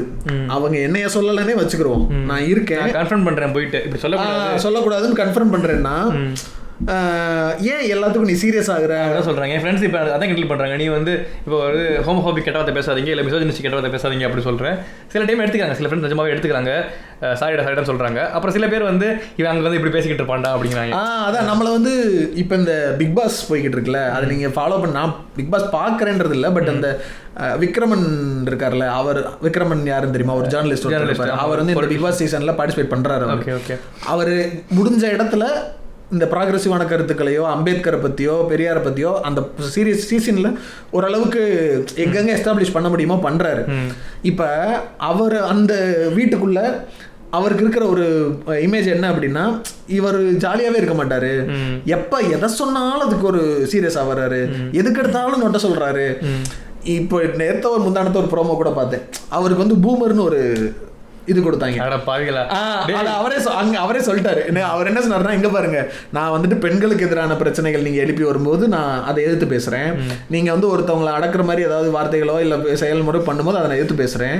ஆக்சுவலா சொல்ல போனா நான் தாங்க மாடர்னு உங்க எல்லாரையும் விட, அதனால நீங்க பூமர்னு உங்களுக்கு மனசுல படிச்சு நீங்க இந்த படத்தை எனக்கு கொடுத்துட்டீங்க, நான் அதை ஏத்துக்கல அப்படின்னு மட்டும் நீங்க வைங்க, தலையில வைக்கணும்னா தலையை வைங்க, ஆனா நான் எனக்கு அதை நான் மனசார ஏற்க முடியாது, உங்களை விட நான் தான் மாடர்ன் அப்படின்னு சொல்லிட்டேன். இவருக்கு இந்த அளவுக்கு தெளிவு இருக்குது, பேசுறாரு. நம்ம வந்து ஃப்ரெண்ட்ஸ் கிட்ட பத்தி எல்லாம் பேசணும்னு வச்சுக்கோங்களேன், நம்மளால கண்டினியூஸா நம்ம அவுட்காஸ்ட் ஆயிடுவோம், ஒரு பயம் இருக்கும்ல. இப்போ வந்துட்டு இப்போ நீங்க சொல்ற மாதிரி தான், அந்த ஒரு குரூப் எங்கேயாவது போறாங்கன்னா, டே அவனை கூப்பிட்டான் என்னத்தையாவது பேசிக்கிட்டு இருப்பான்டா அப்படின்ற ஒரு இது வருதுல்ல. இப்ப இதை எப்படி யோசிக்கணும்ன்றது ஒண்ணு இருக்கு. ஏன்னா எதை சொன்னாலும் இவன் கோச்சுக்கிறான்னா, நீங்க பேசுற எல்லாமே அதுவாதான் இருக்கு. மாண்டோ ஒன்று சொல்லுவாரு, சதத் சிங் மாண்டோ, அப்படி வந்தா சதத் ஹுசைன் மாண்டோ நினைக்கிறேன் பேரு. அவர் பெரிய பாகிஸ்தானி ரைட்டரா இந்தியன் தெரியல, அந்த பார்ட்டிஷன் டைம்ல எழுதுவாரு, பயங்கர பெரிய ரைட்டரு. அவர் சொல்லுவாரு, அவர் வந்து எழுதுற விஷயங்கள் எல்லாமே ரொம்ப இன்டென்ஸா இருக்கும். இப்போ வந்து அவர்களோட கதைகள்லாம் வந்து சும்மா இந்த மெயின் ஸ்ட்ரீம் கதைகள்லாம் இருக்காது. இப்போ வந்து ஒரு ப்ராஸ்டியூட்டோட கதையை எழுதுவாரு, இந்த மாதிரி ரொம்ப சமூகத்தில் ரொம்ப அடிபட்டவங்களோட கதையை எழுதுவார். இப்படியே எழுதுறதுனால வந்து அவருக்கு பயங்கர இது ரெசிஸ்டன்ஸ், அவங்களுக்கு அகேன்ஸ்டாக நிறைய பேச ஆரம்பிச்சிட்டாங்க, இப்படி எழுதாதீங்க அப்படி எழுதாதீங்க அப்படி சொல்ல ஆரம்பிச்சிட்டாங்க. அதுக்கு அவர் என்ன சொல்லுவார் அப்படின்னா, நான் எழுதுறதை தப்புன்னு சொல்லாதீங்க, எழுதக்கூடாதுன்னு சொல்லாதீங்க, நான் இவ்வளோ எழுதுறேன் அப்படின்னா சொசைட்டியில் இருக்குன்னு அர்த்தம், சொசைட்டியில் இருக்கிறத மாற்ற பாருங்க, நான் என்ன எழுதக்கூடாதுன்னு சொல்லாதீங்க அப்படின்னு. அதே தான் எனக்கு அது இன்னும் கரெக்டாக இது புரியுது ஃபேஸ் பண்ண தெரியல, அவர் சொல்கிறது செம்மையாக இருக்கும். அப்போ இந்த ஜோன்ல ஒரு இருப்பாங்கல்ல நம்மள மாதிரி, அதை எப்படி ஹேண்டில் பண்றதுனே தெரியாம அதுக்கு என்ன பண்ணலாம், ஏதாவது என்ன தோணுது? பழகணும் தான், பரவாயில்லடா போடா மயிறு பரவாயில்ல போச்சு அப்படின்னு சொல்லிட்டு பண்றது தான், வேற வழி இல்லை. அது என்ன ஆயிடுதுன்னா, சில நேரங்கள்ல நம்ம அந்த இடத்துல பேசாம அந்த காமெடிக்கு நம்ம சிரிக்காம இருக்கிறோம், நம்மளால சிரிக்க முடியல. அப்போ அது என்ன சொல்றாங்கன்னா, காமெடி என்ஜாய் பண்ண மாட்டேங்கிறேன்றாங்க. இது காமெடியே இல்லைங்கிறது உனக்கு. அதாவது இதுவுமே நல்ல பாயிண்ட், எது காமெடி எது வந்து ஹர்ட் பண்றதுங்கிறது இருக்குல்ல. இப்போ சில பேருக்கு வந்து சில விஷயங்கள் வந்து காமெடி நார்மல் காமெடியாக எடுத்துக்கோங்க, சில பேருக்கு ஹர்ட் ஆகுது அப்படின்னா அது அவங்க பர்சனலாக அவங்களோட எமோஷன் நம்மளால புரிஞ்சிக்க முடியாது. இப்போ ஒரு குண்டா இருக்கிறவர் வந்து அவரை கோத்ரூ பண்ணுற அபியூஸை, அவர் கோத்ரூ பண்ணுற பாடி ஷேமிங் என்னால் ரியலைஸ் புரிஞ்சிக்கவே முடியாது. நான் வந்து என்னால் ஈஸியாக காமெடியாக கடந்து போயிட முடியும், ஆனால் அவருக்கு அது வந்து ஹர்ட்டிங் சென்டிமெண்ட்ஸ் தான். என்ன ஹர்ட் பண்ணுறப்போ வந்து அவரோட லைஃப் ஃபுல்லாக வந்து இருந்துகிட்டே இருக்கும், அவரோட கான்ஃபிடன்ஸை குறைக்கும், அவருக்கு சைக்கலாஜிக்கல் இம்பாக்ட்ஸ் இருக்கும், இது எல்லாமே அவருக்கு ஹர்ட்டிங் தான். நான் அதை ஈஸியாக கடந்து போயிடலாம். ஸோ யாருக்கு என்னங்கிறது பொறுத்து தான் அது டிஃபைன் ஆகும்னு நினைக்கிறேன்னா. இப்போ நீங்கள் சொல்லும்போது அதான் அந்த இன்னொன்று என்னென்னா, அந்த ரிசீவ் பண்ணுற எண்ணில் இருக்காங்கல்ல, அவங்களுக்கு அது ஹர்ட் ஆகுதுன்றது அவங்க எக்ஸ்பிரஸ் கூட பண்ணாமல் இருக்கலாம். ஏன்னா அவங்களும் அதே மாதிரி இந்த குரூப்பில் நம்மளை ஒதுக்கி வச்சிருவாங்கன்ற ஒரு அந்த பியர் ப்ரெஷர், ஒரு அந்த ஃபோமோ இருக்க தான் செய்யும். இப்போ இந்த ரீசெண்டாக ஒரு இன்சிடென்ட் நடந்துச்சு. இந்த சதீஷ் இருக்கார்ல காமெடியன், அவர் படத்தில் மட்டும் இல்லை ஸ்டேஜில் ஏறி எங்கன்னா ஷேமிங் பண்ணுவார். அவர் வந்து ரொம்ப அவர் ரொம்ப ஓப்பனாக இருப்பார். இந்த ஓஎம்ஜின்னு ஒரு படம், சன்னி லியோன் நடிச்ச ஒரு படம், இவங்க தர்ஷா குப்தாவை ஸ்டேஜில் சொன்னார், எப்படி ட்ரெஸ் போட்டிருக்காரு பார்த்தீங்களா அப்படின்னு. இப்போ அது போட்டப்போ அந்த வீடியோ நீங்கள் பார்த்தீங்கன்னா அவர் ஸ்டேஜில் பேசினப்போ கீழே தர்ஷா குப்தா வந்துட்டு சிரிச்சிட்டு கேஷுவல் அந்த மாதிரி தான் இருந்துச்சு. அதுக்கப்புறம் சோஷியல் மீடியாவில் அது இதுன்னு எல்லாரும் பயங்கரமாக அதை அப்போஸ் பண்ணதுக்கப்புறம் சதீஷ் வந்து ஒரு எக்ஸ்பிளனேஷன் வீடியோன்னு ஒன்று கொடுத்தாரு. அந்த எக்ஸ்பிளனேஷன் வீடியோவில் என்ன சொல்லிட்டாருன்னா, அவங்க தான் பண்ணிட்டாரு, நான் ஒரு யங் பூமர் தான் அப்படின்னு. ஆமாம், அவங்க தான் என்ன இப்படி சொல்ல சொன்னாங்கன்னு சொல்லிட்டாரு. அதுக்கப்புறம் தான் தர்ஷா ரியாக்டே பண்ணாங்க. அவங்க என்ன சொன்னாங்கன்னா, நான் ஃபர்ஸ்ட் ஆஃப் ஆல் நீங்கள் அங்கே பண்ணும்போதே எனக்கு எம்பராசிங்காக தான் இருந்துச்சு, அதை என்னால் எக்ஸ்பிரஸ் பண்ண முடியல. ஆனால் இப்போ நீங்கள் நான் தான் பண்ண சொல்கிறேன்னு சொல்கிறதுலாம் ரொம்ப சீப்பாக இருக்குன்னு அவங்க ஒரு போஸ்ட் போட்டாங்க. அப்போ அவங்க இப்போ எல்லாரும் என்ன நினைச்சிட்டு இருக்காங்க, ஷேம் பண்ணதை அவங்களே தப்பா எடுத்துக்கலாம், நீங்க தான் பெருசுப்படுத்துறீங்கன்னு நினைக்கிறாங்க. ஆனா இதை சொல்லும் போது தான் அவங்க சொல்றாங்க எனக்கு அப்பயே எம்பராசிங்கா தான் இருந்துச்சு, என்னால அந்த இடத்துல எக்ஸ்பிரஸ் பண்ண முடியல. ஏன்னா அவங்க ரொம்ப பட்டிங் ஒரு ஆக்ட்ரஸ், இப்பதான் ஸ்டார்ட் பண்றாங்க. அப்போ அவங்க வந்து டக்குன்னு என்னோட ஐடியாலஜி இதுதான் ஸ்டாண்ட் பண்ணி அவங்களால நிக்க முடியும். ஆல்ரெடி எஸ்டாப்ளிஷ் ஆன ஒரு பர்சன் இப்படி பேசுறது வேற இல்ல, எஸ்டாப்ளிஷான ஒரு சதீஷ் ஆல்ரெடி ஒரு அப்படி இருக்கிற ஒருத்தர் வந்து சொல்றப்ப நீங்க இப்படி சொல்லக்கூடாது, ஸ்டேஜ்ல சொல்ல மாட்டாங்க, அதனாலுமே சொல்ல முடியாது அவங்களால. இப்போ வில் ஸ்மித் எந்திரிச்சு போய் அடிக்கிறாருன்னா ஆஸ்கார்ல, இப்போ ஆஸ்கார்ல வில் ஸ்மித் அடிச்சதுக்கு அப்புறம் அவருக்கு என்ன பட வாய்ப்பு இல்லாம போகுதா? அப்படி கிடையாது, அந்த தைரியம் இருக்க போய் தான் அவரால் அடிக்க முடியுது. ஆனா இங்க தர்ஷா குப்தா வந்து அப்படி பண்ணிட முடியாது. அவங்களே ஒரு 2 படம் தான் நடிச்சிருக்காங்க, அதுல ஒண்ணு ருத்ரதாண்டவம் வேற. அது கரெக்ட் தான், அதை பத்தி பேசணும். கேட் வின்ஸ்லெட் இருக்காங்கல்ல, டைட்டானிக் ஹீரோயின், அவங்க வந்து நீங்க ஓவர் வெயிட்டா இருக்கீங்க அப்படி கிரிட்டிசிசம் எப்ப டைட்டானிக்ல. டைட்டானிக் டைம்ல சொல்றது கேளுங்க, அந்த உடன் லாக்ல வந்து 2 பேரும் ஏறி இருக்கலாம், நீங்க குண்டா இருக்கிறதுனாலதான் ஏற முடியாம போச்சு அப்படிங்கிறாங்களாமா. அடா பாவிகளா. அவங்க கமெண்ட் கொடுத்துருக்காங்க, அப்கோர்ஸ் வேற ஏதாவது படத்துக்காக இது பண்றப்பெல்லாம் கமெண்ட் கொடுத்துருக்காங்க. அப்போ வந்து எனக்கு விவரம் தெரியாம போயிருச்சு, இப்ப தெரியுது, இப்ப பேசுறவங்க அப்புறம் பேசினா அவங்களுக்கு நல்லா திரும்பி கொடுத்துருப்பேன். அது வந்து 2 பேரால இடம் இருந்திருக்கலாம், ஆனா 2 பேரால வெயிட் தாங்க முடியாது, முதல்ல நீங்க இப்படி பேசுறது வந்து இட்ஸ் பார்டர் லைன் புல்லிங், நீங்க கேள்வியே கேட்கக்கூடாது அப்படின்னு சொல்லிட்டு அவங்களுக்கு அந்த இது இருக்குது, எப்படி சொல்றது, அவங்களுக்கு அந்த தெளிவு இருக்குது, அவங்களுக்கு அந்த எக்ஸ்பீரியன்ஸ் இருக்குது. இப்போ நான் பேசுறதுனால எனக்கு எதுவும் ஆகாதுங்கிற ஒரு கான்ஃபிடன்ஸ் இருக்குது, அதனால பேசுறாங்க. ஆனால் வந்து தர்ஷா குப்தாவோட பேச முடியாது. அதனால இப்போ என்ன சொல்ல வரோம்னா, இப்போ எங்களை மாதிரி ஆட்களோ சரி, நம்மள மாதிரி ஆட்கள்னு சொல்லுவோம், நாங்கள் ரொம்ப நல்லவங்க மாதிரி இந்த மாதிரி கொஞ்சம் இந்த பாடி ஷேமிங்கை குறைக்கணும்னு நினைக்கிற ஆட்களும், அந்த பாடி ஷேமிங்கால அஃபெக்ட் பண்ண போகிற ஆட்களும் இருக்கக்கூடிய ஒரு இடத்துல இதுல பொறுப்பெடுத்துக்க வேண்டியது யாருன்னா, பாடி ஷேமிங்கே காமெடியா பண்ற ஆட்கள் தான் எடுத்துக்க முடியும், வேற வழி இல்ல. அது ஒண்ணுதான், அது ஒண்ணு. ஆனா நம்ம தான் டெஃபினிஷன் ஸ்டார்டிங்லேயே பார்த்தோமே, இன்ஆக்ஷனா ஒரு தப்பு தான், நம்மளும் பாடி ஷேம் தான். ஆமா, நீங்க சொன்ன மாதிரி முடிஞ்ச வரைக்கும் அது நம்ம அவுட்காஸ்ட் ஆக தான் செய்வோம். நல்லதை பேசினா அவுட்காஸ்ட் பண்ணது. இந்த சிவாஜி மாதிரி வந்துட்டு ஜெயிலுக்கு என்ன பண்ணிட்டு ஜெயிலுக்கு நல்லது சொன்னேன் அந்த மாதிரி ஒண்ணு. அது வந்துட்டு ஓகே, அது இது காமெடி இல்ல, அது முக்கியமா இது முக்கியமா நீ தான் டிசைட் பண்ணணும், அவ்வளவுதான். காமெடி இல்லைங்கிறத நம்ம அதை அந்த இடத்துல எஸ்டாப்ளிஷ் பண்ணி தான் ஆகணும். அதான் சொன்ன மாதிரி உங்களால ஒவ்வொருத்தருக்கும் ஒரு லெவல் இருக்குன்னு வச்சுக்கோங்களேன். நேற்று கூட ஒரு மீம் பார்த்தேன், இன்ட்ரோவர்ட்னு சொல்லி ஒரு மீம் போட்டிருந்தேன். அது ஏதோ ஒரு படம், என்ன படம்னு தெரியல, கருணாஸ் நடிச்சிருந்தாரு. இவர் மைண்ட் வாய்ஸ்லயே வந்து எல்லாத்தையும் பயங்கரமா சொல்லுவாரு, பின்னாடி இருந்து ஒருத்தர் அதே சொல்ல. அந்த மாதிரி சிலருக்கு அதை சொல்ல முடியாத சூழ்நிலை இருக்கலாம். I know how it feels. அப்படி இருந்தா அட்லீஸ்ட் நீங்க கால் அவுட் பண்ணாட்டியும் சிரிக்காம இருங்க. அடுத்த தடவை அந்த காமெடியாவது அவன் பண்ணாம இருப்பான். இது ஒர்க் அவுட் ஆகல. நீங்க சொல்றது உண்மையான பாயிண்ட். சிரிக்கிறது தான் காமெடியை என்கரேஜ் பண்றது. நீங்க சொல்ற காமெடி சிரிக்க தான் அவன் திரும்ப அந்த காமெடி கண்டினியூ பண்ணிக்கிட்டே இருப்பான். சிரிக்கிறது நிறுத்துனீங்கன்னாலே என்கரேஜ் அப்படின்னு சொல்லிட்டு போயிடலாம், அப்படி போலாம். ஓகே, அது ஒன்று. இன்னொன்று, நம்ம முடிஞ்ச வரைக்கும் நம்ம ஒரு இடத்துல கிண்டல் பண்ணி பேசுகிறோம் அப்படின்னா இந்த மாதிரி ஷேமிங் எல்லாம் அவாய்ட் பண்ணுறதை நம்ம எப்படி தானே கிண்டல் பண்ணுறதுன்னு கேட்குறாங்க. என்ன பண்ணுவீங்க? கிண்டல் எதுக்குடா பண்ணணும்? கிண்டல் பண்ணாமல் காமெடி பண்ணுங்களேன்டா, ட்ரை பண்ணுங்கடா, கொஞ்சமாவது உழைங்கடா. இன்னொரு நம்ம மிஸ் பண்ண விஷயம் வந்துட்டு என்னன்னா, நம்ம பாடி பார்ட்ஸ்லேயே வந்துட்டு செக்ஷுவல் பார்ட்ஸோடைய இந்த சைஸு ஷேப்பு இதில் வந்துட்டு பயங்கரமான ஒரு இன்செக்யூரிட்டிஸ் இருக்குது. கரெக்ட். அதில் ஷேமிங் இருக்குன்னா, இப்போ விமனுக்கு வந்துட்டு பிரெஸ்ட் சைஸை வச்சு ஷேமிங் இருக்கலாம், சின்னதாக இருக்குது இல்லை ரொம்ப பெருசாக இருக்குது அதெல்லாம் வச்சு ஷேமிங் இருக்கும். அது இல்லாமல் ஒரு கப்பலாக இருக்கவங்களுக்குள்ள வந்துட்டு பார்த்தீங்கன்னா, இப்போ பீனிஸ், வெஜைனா இந்த மாதிரி பார்ட்ஸோடைய சைஸ் அண்ட் ஷேப் எல்லாம் பேஸ் பண்ணி நிறைய இன்செக்யூரிட்டிஸ் இருக்கும். அதில் ஷேமிங் நடக்கிறதுக்கான வாய்ப்புகள் எவ்வளோ இருக்குன்றது நம்ம சொல்ல முடியாது. ஏன் சொல்ல முடியாது? செக்ஸ் எஜுகேஷன் சீரீஸ்லேயே வருமேங்க, இந்த அவங்க இட்ஸ் மை வெஜைனான்னு எல்லாரும் கற்றுறதுக்கு காரணமே வந்து ஒருத்தன் கிண்டல் பண்ணுவாங்க. இந்த இது வந்து ஏதோ ஒரு அந்த ஷேப் கிண்டல் பண்ணுவாங்க, ஏதோ ஒரு கேவ் மாதிரி இருக்குது. நான் அதான் அதே எப்படி சொல்கிறேன்னா, இப்போ நானும் என்னோட பார்ட்னர் மட்டும் தான் ப்ரைவேட்டாக இருக்கும், எனக்கு என்னோட பாடி பார்ட்ஸ் வந்து ப்ரைவேட் தாண்டி லீக்காக இருக்க வாய்ப்பே இல்லைன்னா மற்றவங்க அதை ஷேம் பண்ண முடியுமான்றது வேற. இருக்குதோ இல்லையோ, ஆமாம் கிண்டல் பண்ணுவாங்க தானே. இப்போ வந்து டிக் சைஸ் சின்னதாக இருக்குது அப்படின்னு சும்மா. ஓகே ஓகே, ஆமாம், அது ஒன்று இருக்குல்ல. வெஸ்ட்லாம் எப்படின்னா, நீங்கள் உங்களுக்கு தெரியுமான்னு தெரியல, வெஸ்ட்லாம் வந்து மேல் பாத்ரூம்லாம் வந்து குளிக்கிறதெல்லாம் சேர்ந்து தான் குளிப்பாங்க. அது வந்து ப்ரைவேட் பாத்ரூம்லாம், அதாவது இப்போ ஜிம்முக்குலாம் போகிறாங்கன்னு வச்சுக்கோங்களேன், ஜிம்முலாம் வந்து ஒன்றா தான் இருப்பாங்க. நீங்கள் ஃபுட்பால் டீம்ஸ்லாம் பார்த்துருப்பீங்களான்னு தெரியல, ஃபுட்பால் டீம்ஸ்லாம் வந்து ஈவன் ஃபுல் நியூடாக இருக்கிறப்ப சில ஃபோட்டோஸ்லாம் லீக் ஆயிருக்கும். அங்கே மேல் நியூடிட்டி வந்து ரொம்ப பெரிய விஷயமா இருக்காது. அந்த டைமில் வந்து அவங்களுக்கு வந்து சைஸஸ்லாம் தெரியும், அதனால் வந்து அந்த கரெக்ட் டிக் சைஸுங்கிறது வந்து அங்கே ஒரு. ஸோ அதில் வந்துட்டு என்னென்னா, இந்த விஷயத்துக்கு சஜஷன் என்ன அப்படின்னா செக்ஸ் எஜுகேஷன் சீரீஸ் பாருங்கள். இது ஏற்கனவே பல தடவை நம்ம இதில் சஜஸ்ட் பண்ணியாச்சு. அது கண்டிப்பாக பார்க்க வேண்டிய ஒரு சீரீஸு. அதான் இப்போ இந்த சயின்டிஃபிக்கல்லி இந்த பிரெஸ்ட் சைஸோ பீனிஸோட சைஸோ ஷேப்போ இல்லை வெஜைனாவோட ஷேப்போ இது எல்லாத்துக்குமே வந்துட்டு இதில் பெரிய இம்பேக்ட் இல்லை. அந்த இவங்க சொல்லக்கூடிய அந்த செக்ஷுவல் ப்ளஷராக இருக்கட்டும் இல்லை ரீப்ரொடக்ஷன்லையாக இருக்கட்டும் எதுலேயுமே வந்துட்டு அதுக்கு ஒரு பெரிய பார்ட் இல்லை.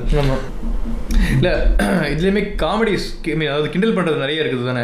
இப்போ பிரெஸ்ட் பெருசாக இருந்தாலும் கிண்டல் பண்ணுவாங்க, பிரெஸ்ட் சின்னதாக இருந்தாலும் கிண்டல் பண்ணுவாங்க. இப்போ சர்ஜரி இந்த சர்ஜரி பண்ணியிருக்கா அந்த சர்ஜரி பண்ணியிருக்கா இவளுக்கு ஒன்றுமே இல்லை பேப்பர் பண்டில் அப்படிலாம் கிண்டல் பண்ணுவாங்க. அந்த ஒரு படம் எடுத்தாங்களே விமன் எம்பவர்மெண்ட் சொல்லி ஓவியா ஒரு படம் எடுத்தாங்க 90 அதில் கேர்ள்ஸே அப்படி பேசுகிற மாதிரி தான் காமெடி வரும். ஆமாம் வில்லன் படத்தில் அப்பயே வரும். அங்கே ஒன்றும் இல்லை பேப்பர் பண்டில் அப்படின்னு சொல்லுவோம். பேப்பர் பண்டில் அப்படிங்கிற மாதிரி அதை காமெடி. ஓகே ஓகே அந்த மாதிரி நிறைய அதான் அந்த சைஸை பேஸ் பண்ணி நிறைய இது வரும். அதுவுமே வந்துட்டு பண்ணக்கூடாத ஒரு தேவையில்லாத அணி தான் அது. அது பிரெஸ்ட் சைஸாக இருக்கட்டும் இல்லை பீனிஸ் சைஸாக இருக்கட்டும் பீனிஸ் ஷேப்பாக இருக்கட்டும் லைக் ஆல் சைஸ் என்ன சொல்லுவாங்களே it comes in all size and shapes அப்படின்வாங்க. அந்த மாதிரி தான் உங்களுக்கு எப்படி இருக்கோ அது உங்களுக்கு இருக்கிறது மாதிரி தான். இப்போ சொல்லுவாங்கல்ல இப்போ ஒருத்தரோட ஃபேஸ் வந்து இன்னொருத்தருக்கு இருக்காது, ஒருத்தரோட ஃபேஸ் ஒரு மாதிரி இருக்கும். அது மாதிரி தான் ஆக்சுவலாக செக்ஷுவல் பார்ட்ஸுமே. இப்போ பிரெஸ்ட் சைஸ்லாம் பார்த்தீங்கன்னா வச்சுன்னா சிலருக்குலாம் வந்துட்டு ஒரு சைடு பிரெஸ்ட் பெருசாக இருக்கிறது ஒரு சைடு அந்த மாதிரி விஷயங்கள்லாம் கூட இருக்கு. அப்படி இருக்கிறதுமே கூட இட் இஸ் நார்மல் தான். It is one of the normal shape and size தான். அதனால அதை அப்படி இருக்குன்றதுக்கான இன்செக்யூரிட்டியும் தேவையில்லை, அப்படி இருக்குன்னு ஷேம் பண்ணுறதும் தப்பு.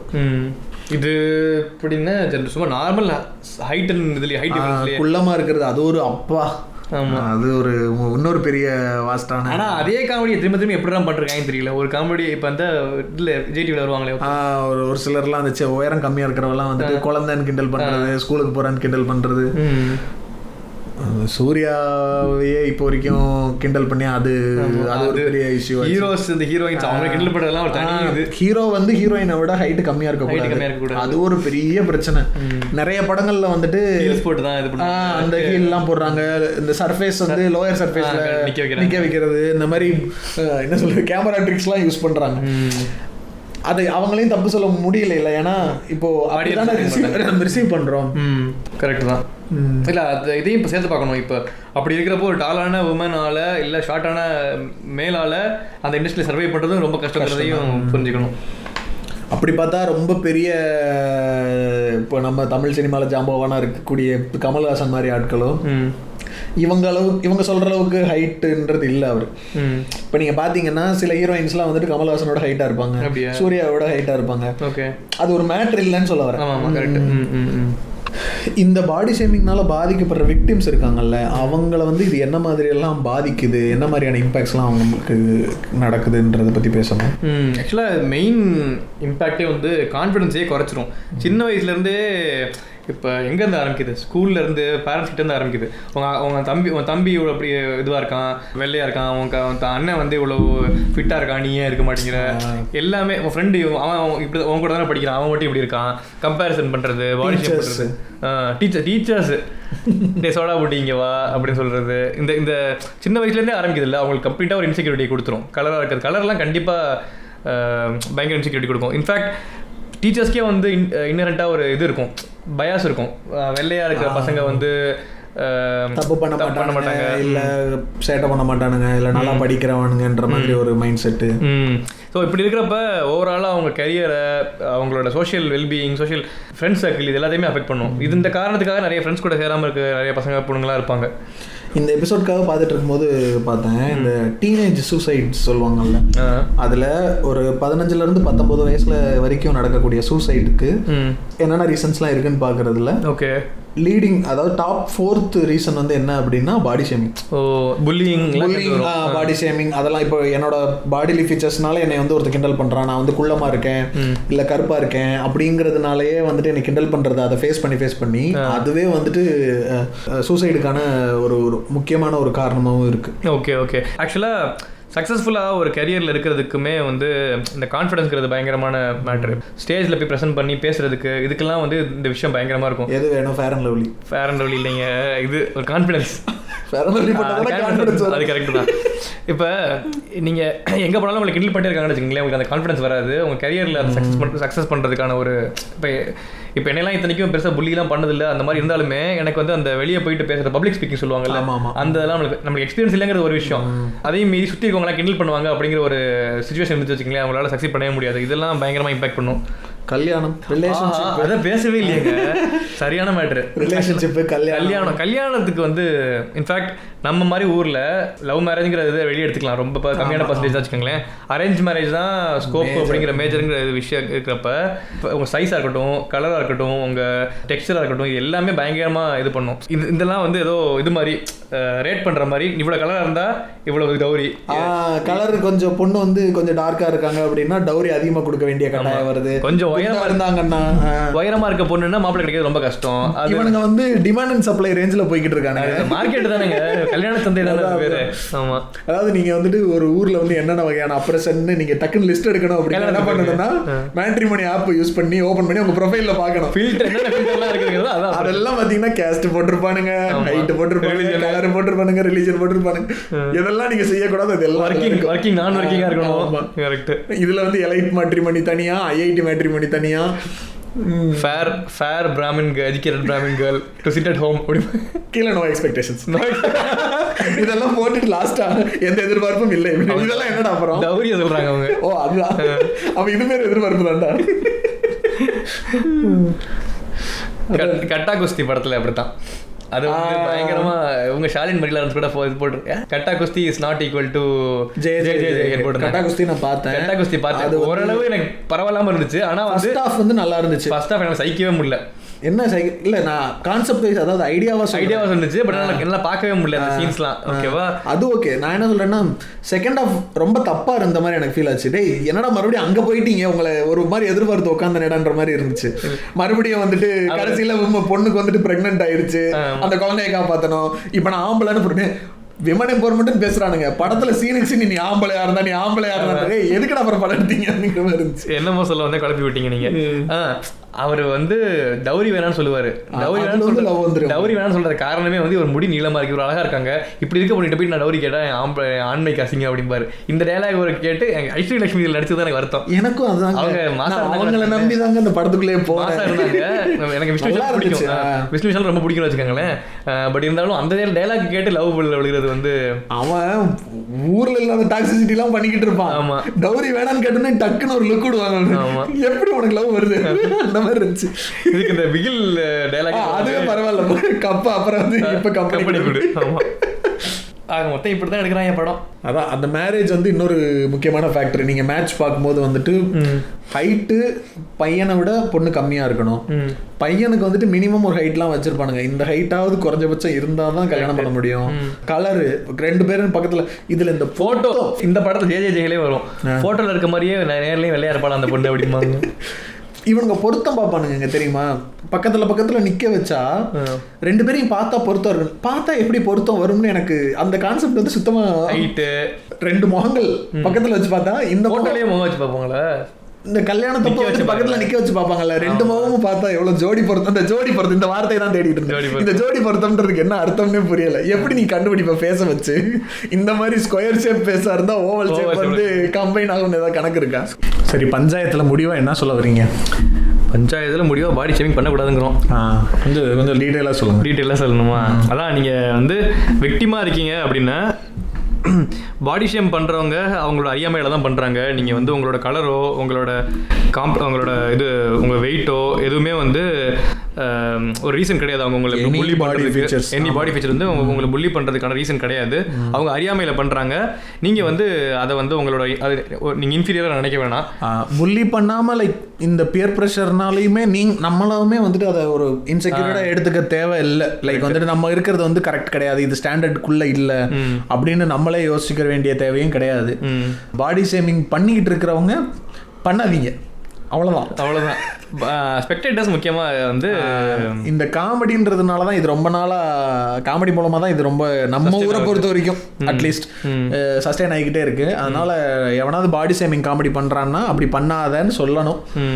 சொல்ல முடியாட்டி சொல்கிற அளவுக்கு அது அல்டிமேட்டாக அந்த பாயிண்ட்டுக்கு வந்துடணும் ஆகணும். அதே இடத்துல நின்றக்கூடாது. பட் ஸ்டார்டிங்க்கு வந்துட்டு அட்லீஸ்ட் சொல்ல முடியாட்டியும் அவன் காமெடி பண்ணால் சிரிக்காதீங்க. ஆமாம், மேலே எங்கேயும் வெறிச்சு வெறிச்சு பார்த்துக்கிட்டே இருங்க. அடுத்த தடவை அந்த காமெடியை குறைச்சிருவான். ரோபோசங்கர் சொல்கிற மாதிரி அதை சிரிக்க வேண்டாம் அப்படின்னு சொல்லுங்க, மாறிடுவான் அந்த மாதிரி. ஆமாம், அவ்வளோதானே. ரைட்டு, அவ்வளோதான், முடிச்சுக்கலாமா? சொல்லிவிடுங்க, ஷேர் பண்ண சொல்லி. ஆமாம், வழக்கம் போல் எபிசோட்ஸை வந்து கேட்டுட்டு அப்படியே பிடிச்சிருந்துச்சுன்னா மற்றவங்களுக்கு இந்த எபிசோடை ஷேர் பண்ணுங்கள். இன்ஸ்டாவில் ஸ்டோரி அந்த மாதிரி போட்டு ஷேர் பண்ணி விடுங்க. நீங்கள் எந்த பிளாட்ஃபார்மில் கேட்குறீங்களோ அதில் வந்துட்டு ஃபாலோ, லைக், ஃபேவரேட், சப்ஸ்கிரைப் அந்த மாதிரி என்ன இருக்கோ அதை அழுத்தி கேளுங்க பண்ணுங்க. அப்புறம் வந்து புது லிஸ்னர்ஸ் நிறைய பேர் வர்றாங்க. புது லிஸ்னர்ஸ் நிறைய பேர் வர்றாங்க. நீங்களாம் பழைய எபிசோட்ஸ் கேளுங்க, நல்லாயிருக்கும். கேட்டுட்டு உங்கள் கமெண்ட்ஸ் கொடுங்க. இப்போ இருக்க எபிசோட்ஸ் இப்போ இருக்கிறது நல்லாயிருக்கும், இப்போ இருக்கிறது மாதிரியே நல்லாயிருக்கும். அப்படி ஓகே ஓகே ஓகே ஓகே முடிச்சுக்கலாம். நன்றி, பை பை.